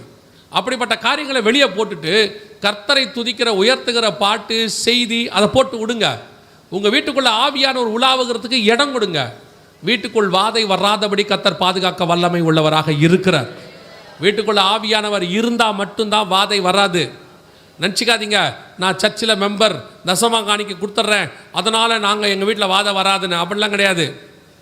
ஒருவேளை தசமா காணிக்க கொடுக்க முடியாத வறியவன் கஷ்டமாக இருந்தாலும் சரி, கொடுக்க முடியாத இடத்துல நீங்கள் இருந்தாலும் சரி, வீட்டுக்குள்ளே கர்த்தர் இருந்தாரானால் வாதை வராதபடி கர்த்தர் பாதுகாக்க வல்லமை உள்ளவராக இருக்கிறார். அல்லேலூயா. வெகு சீக்கிரத்தில் ஆண்டவர் வரப்போகிறார். வேதம் தெளிவாக சொல்லுது, லூக்கா 21:28, இவைகள் சம்பவிக்க தொடங்கும் பொழுது உங்கள் மீட்பு சமீபமாக இருப்பதால் நீங்கள் நிமிர்ந்து பார்த்து தலைகளை உயர்த்துங்கள். இதெல்லாம் ஆரம்பிக்கும் போது அவருடைய மீட்பு சமீபமாக இருக்கிறது என்று வேதம் சொல்லுது. இதைத்தான் இயேசு மத்திய 24:8-9 சொல்கிறாரு, இவைகளெல்லாம் வேதனைகளுக்கு ஆரம்பம். உபத்திரவ காலம் ஆரம்பிக்க போகிற காலத்துக்கு முன்னாடி நடக்க வேண்டிய அடையாளங்கள் எல்லாம் துல்லியமாக நடைபெறுகிறது. ஆண்டவர் வரப்போகிறார். இதுக்கு நடுவில் எப்போ வேணாலும் மனுஷகுமாரனுடைய வருகை இருக்கும். நினையாத நாளிலே நாளிகையிலே அவர் வருவார். அப்போ இவருக்கு முன்பாக நிற்க பாத்திரவனாக இருக்கணும்னு பைபிள் சொல்லுது. நாம் என்ன செய்யணும் அதை மட்டும் சொல்லிவிட்டு நான் முடிக்க போகிறேன். ஒரு 7 காரியங்கள் இருக்குது. அதை நீங்கள் செஞ்சீங்கன்னா இந்த வருகையில் போகிறதுக்கு நிறைய வாய்ப்பு இருக்குது. பேசிக் அடிப்படை. முதலாவதாக இயேசு கிறிஸ்துவின் ரத்தத்தினாலே பாவ மன்னிப்பின் நிச்சயத்தை பெற்றிருக்க வேண்டும். இயேசு என் பாவத்தை மன்னிச்சாருங்கிற நிச்சயம் இருக்கணும். நான்லாம் ரொம்ப வருஷமாக 3 தலைமுறையாக சபையில் இருக்கிறேன், 2 தலைமுறையாக இருக்கிறேன், நான்லாம் ரட்சிக்கப்படணுமானா கண்டிப்பாக ரட்சிக்கப்படணும். உங்கள் பாவம் மன்னிக்கப்பட்ட நிச்சயம் உங்களுக்கு இருக்கணும். இயேசு என் பாவத்தை மன்னிச்சார். உங்கள் அப்பா அம்மா காலத்தில் நீங்கள் இருக்கீங்க, அவங்களுடைய ரட்சிப்பு அவங்கள காப்பாற்றும். நீங்கள் சுயமாக பாவம் செய்ய ஆரம்பிச்சிட்டிங்கன்னா நீங்கள் ரட்சிக்கப்பட்டால் தான் போக முடியும். நீங்கள் ரட்சிக்கப்பட்டிருக்கிறீங்களா? உங்கள் பாவத்தை கர்த்தர் மன்னிச்சிருக்கிறாரா? அந்த பாவ மன்னிப்பின் நிச்சயம் உங்களுக்குள்ளே இருக்கா? அப்படி பாவம் மன்னிக்கப்பட்டால் அதுக்கு ஒரு அடையாளம் என்னென்னா, உங்களுக்குள்ளே ரட்சண்ய சந்தோஷம்னு ஒன்று வரும். 51ஆம் சங்கீதத்தில் தாவீது சொல்கிறார், ரட்சண்ய சந்தோஷம் அது வரும். அது வந்துடுச்சுன்னா நீங்கள் ரட்சிப்புக்கு நேராக வந்துட்டீங்கன்னு அர்த்தம். ரெண்டாவது, பிதா குமாரன் பரிசுத்தாவின் நாமத்தினாலே தண்ணீரில் மூழ்கி ஞானஸ்தானம் எடுத்துருக்கணும். நீங்கள் தண்ணியில் மூழ்கி எடுக்காத ஞானஸ்தானம் கிடையாது. குழந்தையில் எடுத்தேன், சின்ன வயசில் எடுத்தேன், எப்போ கொடுத்தாங்கன்னு தெரியாது, அதெல்லாம் எனக்கு தெரியாத போது கொடுத்தாங்க, அது ஞானஸ்தானமே கிடையாது. ஏங்க அப்படி சொல்கிறீங்க? விசுவாசம் உள்ளவனாகி ஞானஸ்தானம் பெறுகிறவனே ரட்சிக்கப்படுவான். நீங்கள் குழந்தையில் இருக்கும்போது விசுவாசம் உள்ளவன் ஆயிட்டீங்களா? ரெண்டாவது, சீஷராக்கி ஞானஸ்தானம் கொடுங்கள்னு பைபிள் சொல்லுது. நீங்கள் குழந்தையாக இருக்கும்போது சீஷன் ஆனீங்களா? எல்லாவற்றையும் விட்டு எனக்கு பின்னாடி வரவன் தான் சீஷன்னு பைபிள் சொல்லுது. அப்போ அப்படி தான் ஞானஸ்தானம் எடுக்கணும். அப்படி இல்லாமல் குழந்தையில எடுத்தேன்னு சொன்னால் என்ன அர்த்தம்? குழந்தை ஞானஸ்தானம் இல்லை. அடுத்து, ஞானஸ்தானம் உண்மையாக எடுக்கணும். சர்ச்சில் சொன்னாங்க இந்த வாட்டி 50 பேர் எடுக்கணும்னு சொன்னாங்க, 45-50 பேர் வந்துட்டாங்க, இன்னும் ஒரு ஆள் இல்லை, வேறு வழி இல்லை, அந்த தலையும் கூட்டு முக்கியிருந்தாங்கன்னா அது ஞானஸ்தானம் இல்லை. சில பேர் தண்ணியை வச்சுக்கிட்டு தலை தேடிக்கிட்டு இருக்கிறாங்க. ஒருத்தர் சொன்னார், தொட்டி இருக்குது, தண்ணி இருக்குது, தலை இருக்கான்னு கேட்டார். அது ஞானஸ்தானம் இல்லை. நீங்கள் தேவனுக்கு ஒப்பு கொடுத்து நான் அவரோடு கூட மரித்து நீதிக்கு உயிர் தெழுகிறேன், அந்த ஒப்பு கொடுத்ததோட. அதனால தான் பைபிள் சொல்லுது, யோர்தான் இடத்துல போய், யோவான் இடத்துல போய் பாவத்தை அறிக்கையிட்டு அவர்கள் ஞானஸ்தானம் எடுத்தார்கள். அந்த ஞானஸ்தானம் எடுக்கணும். இது எடுக்காவிட்டால் ஒருவன் ஜலத்தினாலும் ஆவியினாலும் பெறவாவிடில் பரலோக ராஜ்யத்தில் பிரவேசிக்க, அப்படி ஞானஸ்தானம் எடுக்காட்டி நீங்கள் போக முடியாது. மூணாவது வசனம் தெளிவாக சொல்லுது, எபேசியர் 4:30, மீட்கப்படும் நாளுக்கென்று முத்திரையான பரிசுத்த ஆவியை துக்கப்படுத்தாதிருங்கள். பரிசுத்த ஆவியின் அபிஷேகத்தை கண்டிப்பாக பெற்றிருக்க வேண்டும். ஒரு ஆவிக்குரிய ஐக்கியத்தில் இணைந்திருக்கணும். பரிசுத்த ஆவியானவர் உங்களுக்குள்ளே இருக்கணும். அவர்தான் உங்களை கொண்டு போய் பரலோகத்தில் சேர்க்கிறவர். கொஞ்சம் பேர் சொல்லுவாங்க, பரிசுத்த ஆவியானவர் இல்லாமல் நம்ம சர்ச்சுக்கே வந்திருக்க மாட்டோம், அவர் தானே நம்மளை சர்ச்சுக்கு கூப்பிட்டு வந்தார். ஆமாம், பரிசுத்த ஆவியானவர் தான் சர்ச்சுக்கு கூட்டிகிட்டு வந்தார். அவர் வெளியிருந்து உள்ளே கூப்பிட்டு வந்தார். ஆனால் உள்ளேருந்து பரலோகத்துக்கு போகணும்னா அவர் வெளியே இருக்கிறவர் உள்ளே வரணும். அப்போ தான் பரலோகத்துக்கு போக முடியும். அதனால தான் பைபிள் சொல்லுது, ஒருவன் ஜலத்தினாலும் ஆவியினாலும் பெறவாவிடில். இப்போ பாருங்கள், இயேசு கூடவே 3.5 வருஷம் சீஷர்கள் இருக்கிறாங்க. இயேசு முழுதும் ஜோமணி தான் அவங்கள கூப்பிட்டாரு. ஆனால் ஊழியத்துக்கு போகிறதுக்கு முன்னாடி அவர் சொன்னார், பரிசுத்தாவி உங்களிடத்தில் வருகிற வரைக்கும் எருசலேமில் போய் தங்கியிருங்கள். இவர் யார் சொன்னவர்? பரிசுத்தாவியிலே பிறந்தவர், பரிசுத்தாவியினால் நடத்தப்பட்டவர், பரிசுத்த ஆவியானவர் புறா வடிவில் இறங்கினார். அவர் தான் சொல்கிறாரு, பரிசுத்தாவி பெற்றுக்கொள்ளுற வரைக்கும் போய் காத்துருங்கன்னு. நிறைய பேர் சொல்கிறாங்க அதெல்லாம் ஒன்றும் இல்லைன்றாங்க. பரிசுத்தாவின் அபிஷேகம் உண்டு, நீங்கள் அதை பெற்றுக்கொள்ள வேண்டும். 4வது அப்போஸ்தலர் 2:40 சொல்லுது, மாறுபாடான சந்ததியை விட்டு விலகி உங்களை ரட்சித்து கொள்ளுங்கள். உங்களுக்கும் உலகத்துக்கும் வித்தியாசம் இருக்கணும். வேறுபாடு உள்ள வாழ்க்கை. இன்றைக்கி நிறைய பேருக்கு வேறுபாடு உள்ள வாழ்க்கை கிடையாது. உலகத்துக்கு ஒத்த வேஷம். ரோமர் 12:1-2 சொல்கிற மாதிரி உலகத்துக்கு ஒத்த வேஷம் தரிக்க ஆரம்பிச்சாச்சு. சபை உலகத்தோடு கூட கலந்துடுச்சு. தேவபுத்திரர் மனுஷகுமார்த்திகளோடு கூட சம்பந்தம் கலந்த மாதிரி கலந்துடுச்சு. ஒரு காலத்தில் உலகம் வேறு, சபை வேறு. சபை உலகத்துக்குள்ளே போகும், உலகத்தை சபையாக மாற்றும். இப்போது சபைக்குள்ளே உலகம் வந்து சபை உலகமாக மாறிக்கிட்டு. நாங்கள் ஆரம்பத்தில் சொல்லும் போது கிண்டல் பண்ணாங்க, என்னையா உலகம் வருதுங்கிறீங்க, உலகம் வருதுன்னா லைட் வரலையா, ஃபேன் வரலையா, ஸ்பீக்கர் வரலையா, இதெல்லாம் உலகம் இல்லையா? சில ஆட்கள் கேட்டாங்க. இதோ இப்போ பாருங்கள், சினிமா பாட்டு பாடுறான் சர்ச்சுக்குள்ளே வந்து, இதுக்கு தான் வரக்கூடாதுன்னு சொன்னோம். அதாவது இவங்களாம் யாருன்னா, உள்ளுக்குள்ளே சிங்கம் வந்த பிறகு சண்டை போட்டு பிடிப்பாங்க. நாங்கள் ஆண்டவர் என்ன சொல்கிறாரு, தோட்டத்துக்குள்ளே பாம்பு வராமல் பார்த்துக்கன்றாரு. காவல் செய்யவும் பண்படுத்தவும் அவனை வைத்தார். இவங்க தோட்டத்துக்குள்ளே விட்டுட்டு விரட்டுவாங்க. நாங்கள் தோட்டத்துக்குள்ளே வரத்துக்கு முன்னாடியே சொல்கிறோம். சொல்லும் போது புரியறதில்ல. இன்றைக்கி தோட்டத்துக்குள்ளே எல்லாம் வந்து போச்சு. அக்கிரமத்தின் மிகுதியாவதினால் இன்றைக்கி அதான் இருக்குது. சபைக்குள்ளே என்ன இருக்குது? உலகத்தினுடைய உச்சம் சபை. இந்த மாதிரி ஒரு 30 வருஷத்துக்கு முன்னாடி சபையை நீங்கள் பார்த்துருக்கவே முடியாது. இப்போ அப்படி இருக்குது. இப்போவும் சொல்கிறேன், மாறுபாடான சந்ததியை விட்டு விலகி உங்களை ரட்சித்து கொள்ளுங்கள். உலகத்துக்கு ஒத்த வேஷம் தரிச்சிங்கன்னா அவர்களுக்கு வரக்கூடிய ஆக்கினையில் நீங்களும் மாட்டுவீர்கள். உலகம் சொல்லும் அங்கே இருந்தால் ஜாலியாக இருக்கும், அப்படி இருக்கும், இப்படி இருக்கும்னு. நம்ம ஆண்டவர் நம்மளை பெரிய சந்தோஷத்துக்கு கூப்பிட்டுருக்கிறார். நம்ம விட போகிறது என்னமோ கொஞ்சம் விஷயந்தான். இங்கேயுமே ஆண்டவர் எல்லாத்தையும் விட சொல்லலை. எதெல்லாம் என்னால் பாவமாக இருக்கோ அதைத்தான் விட சொல்லியிருக்கிறார். நல்ல சாப்பாடு கொடுக்குறாரு, ட்ரெஸ்ஸு கொடுக்குறாரு, தங்கறதுக்கு இடம் கொடுத்துருக்கிறாரு. ஆண்டவர் நமக்கு தேவையான நல்ல ஆரோக்கியம் கொடுத்துருக்காரு. ஆண்டவர் ஏதோ பாவத்தை விட சொல்கிறாரு. அதுக்கு ஆண்டவர் பலனா பரலோகத்தையே கொடுக்க போகிறார். ஆனால் பிசாசு இதை தான் பெருசாக காட்டுறா உங்களுக்கு. என்ன நீங்கள் போய் இந்த காலத்தில் டிவி பார்க்காம இருக்கிறான்னு சொல்கிறீங்க, பைத்தியமான்னு கேட்குறான். டிவி பார்க்காட்டி பைத்தியமா? டிவி பார்த்தவன் தான் பைத்தியம் மாதிரி அலையிறான். இப்போ இன்றைக்கி அப்படி தான் இருக்குது, பாதி பேர் அப்படி தான் அலையிறான். டிவியில் நல்ல விஷயமா வருது, நியூஸ் வருது, எல்லாம் வருது. நிறைய பேர் இந்த டிவியில் வரதை பார்த்து அதுக்கேற்ற மாதிரி அவன் மாதிரி கவனிச்சுக்கொள்ளுங்க. வேறுபாடு உள்ள வாழ்க்கை ரொம்ப முக்கியம். இன்றைக்கி பெரும்பான்மையான சபைகளில் போதிக்கிறது இல்லை. சொன்னால் நீங்கள் கேட்க மாட்டீங்கன்னு சொல்கிறாங்க. என்னை பொறுத்த வரைக்கும் ஜனங்க கேட்குறாங்களோ இல்லையோ, சொல்ல வேண்டியது என் வேலை, சொல்லிக்கிட்டே இருக்கணும். அவங்களுக்கு எப்படியோ தெரியாது, உங்கள் ரத்த பழிக்கு நான் நீங்களாக இருப்பேன், அவ்வளோதான். 5வது, சுவிசேஷம் அறிவித்தல் உங்கள் மேல் விழுந்த கடமை. நீங்கள் நிச்சயமாக சுவிசேஷம் சொல்லணும். அது உங்களுக்கு ஆண்டவர் கொடுத்துருக்கிற வேலைகளில் ஒன்று, டியூட்டி. இன்றைக்கி சபை சுவிசேஷம் சொல்கிற இடத்துக்கே இல்லை. நான் வந்தேன், ஏதோ நான் பரலோகத்துக்கு போனால் போதும், என் பிள்ளைகள் போனால் போதும்னு நினைக்கிறீங்க. பரலோகத்துக்கு போகும்போது வெறும் கையாய் போகவே முடியாது. இந்த பூமியிலேருந்து எதையும் எடுத்துக்கிட்டும் போக முடியாது. நீங்கள் பரலோகத்துக்கு போகும்போது ஒன்றே ஒன்று கொண்டு போகலாம். என்ன தெரியுமா? நீங்கள் சம்பாதித்த ஆத்துமாக்களை கொண்டு போக முடியும், வேறு எதையுமே கொண்டு போக முடியாது. அதனால தான் பைபிள் சொல்லுது, அழிந்து போகிற உலகப் பொருட்களால் பரலோகத்தில் உங்களை ஏற்றுக்கொள்ளும்படி நண்பர்களை, சிநேகிதர்களை சம்பாதித்துக் கொள்ளுங்கள். எவ்வளோக்கு எவ்வளோ சுவிசேஷம் சொல்லணுமோ அவ்வளோக்கு எவ்வளோ சொல்லுங்கள். அது உங்கள் மேல் விழுந்த கடமை. சொல்லாவிட்டால் எனக்கு ஐயோ. 6வது, இயேசு வருவார் என்பதை ஒவ்வொரு நாளும் விசுவாசிக்கணும். ஏதோ 2-3 நாள் கூட்டம் வச்சாங்க, வருக வரப்போதான் அடையாளங்கள்லாம் சொல்கிறாங்க, வெறும் அடையாளங்களை மட்டும் பார்த்துட்டு ஒரு 2-3 நாளைக்கு ஒரு ஆவியில் அனலோடு இருந்துட்டு அதற்கு பிறகு பழையபடி போயிடக்கூடாது. இது உங்களை ஒரு ஆவிக்குரிய வாழ்க்கையில் ஒரு அனல் கொண்டு எழுப்புறது மாதிரி. இனி நீங்கள் ஒவ்வொரு நாளும் இந்த வருகைக்கு ஆயத்தப்படுகிறவர்களாய் காணப்பட வேண்டும். மனவாட்டி எப்படிப்பட்டவளாக இருப்பாளாம் தெரியுமா? ஆவியும் மனவாட்டியும் எப்படி இருப்பாங்களாம்? வா என்பார்களாக. கூப்பிடுற இடத்துல இருக்கணும், எதிர்பார்ப்பில் இருக்கணும், எப்போ வருவீர் இயேசுவேன்னு கூப்பிட்டுக்கிட்டு இருக்கிற இடத்துல இருக்கணும். கடைசியாக 7வது, முடிவு பரியந்தம் நிலை நிற்கிறவனே ரட்சிக்கப்படுவான். இந்த 6லும் கடைசி வரைக்கும் நிற்கணும். அடைந்த ரட்சிப்பு, எடுத்த ஞானசானம், பெற்றுக்கொண்ட அபிஷேகம், வாழ்கிற வேறுபாடுள்ள வாழ்க்கை, சொல்கிற சுவிசேஷம், விசுவாசிக்கிற வருகை, இந்த 6லும் நீங்கள் முடிவு பரியந்தம் நிற்கும் பொழுது கர்த்தருடைய வருகையில் பிரவேசிப்பது எளிது. அல்லேலூயா. ஆண்டவர் வெகு சீக்கிரத்தில் வரப்போகிறார், இனி காலம் செல்லாது. அல்லேலூயா. நாம் எழுந்திருப்போம், நாம் ஜெபிக்க போகிறோம். 1 கொரிந்தியர் 11:31 சொல்லுகிறது, நம்மை நாமே நிதானித்து அறிந்தோமானால் நாம் நியாயந்தீர்க்கப்படும். உங்களை நீங்கள் ஆராய்ந்து பாருங்கள். ஒருவேளை இதுவரைக்கும் நீங்கள் ஆயத்தமாக இல்லை இருந்தவங்க கூட சரி, இன்றைக்கி ஒப்பு கொடுங்க.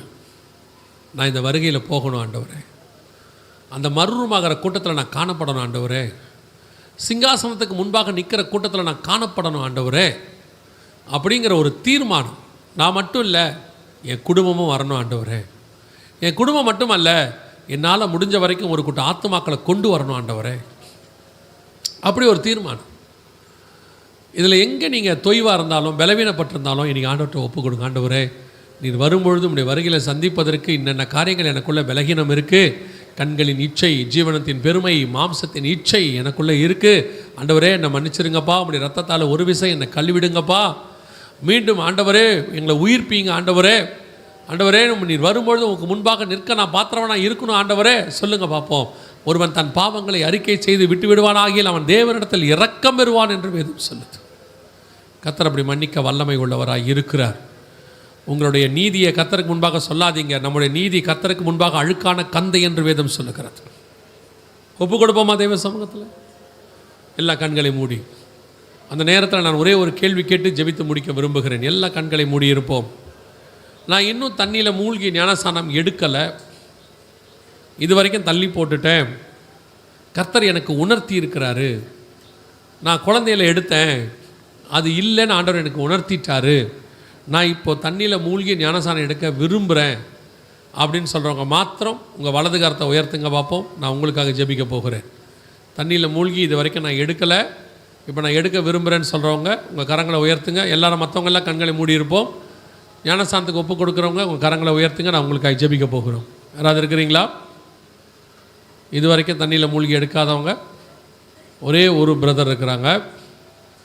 வேறு யாராவது இருக்கிறீங்களா? சரி, வேறு யாராவது எடுக்க விரும்பினாலும் முடிந்த உடனே இங்கே இருக்கிற போதகரை வந்து பாருங்கள். அது எடுக்கிறதுக்கு என்ன செய்யணும்னு அவங்க சொல்லுவாங்க. ஒருவேளை நீங்கள் வேறு சர்ச்சிலேருந்து வந்திருந்தீங்கன்னா உங்கள் சபைக்கு போய் ஞானஸ்தானம் எடுத்துக்கோங்க. ஆவிக்குரிய சபையிலேருந்து வந்திருந்தீங்கன்னா, ஒருவேளை ஞானஸ்தானம் கொடுக்காத சபை, தண்ணியில் மூழ்கி எங்கள் சபையில் கொடுக்க மாட்டாங்க அப்படின்னா, நீங்கள் முன்னாடி வாங்க, அவங்க எடுக்கணும்னு என்ன உங்களுக்கு அவங்க சொல்லுவாங்க, இங்கே இருக்க போதகர்கள் சொல்லுவாங்க. நாம் ஜெபிக்க போகிறோம். இப்பொழுது கடைசியாக இந்த 3 நாட்களும் கர்த்தர் என்னோடு கூட இடைப்பட்டு இருக்கிறார், பேசி இருக்கிறார். நானும் என் குடும்பமும் வருகைக்கு ஆயத்தப்பட போகிறோம். அப்படி தீர்மானம் பண்ணுறவங்க எல்லாம் அவங்க கரங்களை தேவனுக்கு நேராக உயர்த்தி, ஆண்டவரே நீர் வரும்பொழுது அந்த மகத்துவமான நேரத்தில், மர்ரூமாகிற தருணத்தில் நானும் என் வீட்டாரும் அங்கே காணப்பட வேண்டும். ஒரு கூட்டத்தை நான் கூட்டிகிட்டு வரணும் ஆண்டவரை. ஒப்பு கொடுப்போமா சார்? சர்வ வல்லமையுள்ள எங்கள் தகப்பனே, இந்த அருமையான நாட்களுக்காக உமக்கு ஸ்தோத்திரம். கிருபையுள்ள கரத்தில் தாழ்த்துகிறோம். இந்த 3 நாட்களும் எங்கள் மத்தியில் இடைப்பட்ட தயவுக்காய் ஸ்தோத்திரம். கால நிலைகளை எங்களுக்கு சாதகமாக்கி கொடுத்த தயவுக்காக உமக்கு நன்றி. கூட்டங்கள் நடத்த தேவையான கிருபைகளை தந்தபடினால் உமக்கு ஸ்தோத்திரம். நீர் பேசின வார்த்தைகளுக்காக உமக்கு நன்றி. இப்பொழுதும் ஸ்நானத்துக்கு ஒப்பு கொடுத்தவர்களுக்காக உமக்கு ஸ்தோத்திரம். ஆண்டவரே, கரங்களை உயர்த்தி ஜெபித்துக் கொண்டிருக்கிற ஒவ்வொருத்தருக்காக நாங்கள் ஜெபிக்கிறோம். கர்த்தருடைய வல்லமை அவர்கள் மேல் இறங்கும்படி நாங்கள் ஜெபிக்கிறோம். ஒரு விசை ஆவியானவர் வேறுபாடுள்ள வாழ்க்கைக்குள்ளே எங்களை கொண்டு வரும்படி நாங்கள் ஜெபிக்கிறோம். உலகத்துக்கு ஒத்த வேஷம் தரிக்காதபடி, உலகத்தை உதறி தள்ளிவிட்டு ஓட, உமக்கு பின்னாடி வர, சிலுவையை எடுத்துக்கொண்டு நடக்க கர்த்தர் கிருபை தருவீராக. எங்களுக்கு விரோதமாய் உருவாக்கப்படுகிற எல்லா ஆயுதங்களும் வாய்க்காதே போகட்டும். உலகத்தை நோக்கி எடுக்க பார்க்கிற காரியங்கள் எல்லாம் நிர்மூலமாகட்டும் என்று கட்டளை கொடுக்கிறோம். நீர் வரும்பொழுது எங்கள் திருச்சபை 100% உமக்கு முன்பாக நிற்கிற திருச்சபையாக மாறும்படி நாங்கள் ஜெபிக்கிறோம். ஆண்டவரே, வந்தவர்களுக்காக ஸ்தோத்திரம். அத்தனை பேரும் சுகபத்திரமாய் வீடு போய் சேர கிருபை பாராட்டுவீராக. மகிமையுள்ள கரத்தில் எங்களை தாழ்த்துகிறோம். ஆண்டவரே, இந்த சபையின் போதகருக்காக, ஆண்டவரே அவருடைய குடும்பத்துக்காக, இந்த கூட்டங்கள் நடத்த துணை புரிந்த, ஒத்துழைத்த, உழைத்த, கொடுத்த, ஜெபித்த ஒவ்வொருத்தருக்காக நாங்கள் ஜெபிக்கிறோம். கர்த்தர் ஒவ்வொருத்தரையும் ஆசீர்வதிங்கப்பா. மகிமையுள்ள கரத்தில் எங்களை தாழ்த்துகிறோம். எங்கள் ஆண்டவர் இயேசு கிறிஸ்துவின் நாமத்தில் ஒப்பு கொடுத்து ஜெபிக்கிறோம். எங்கள் ஜீவனுள்ள நல்ல பிதாவே.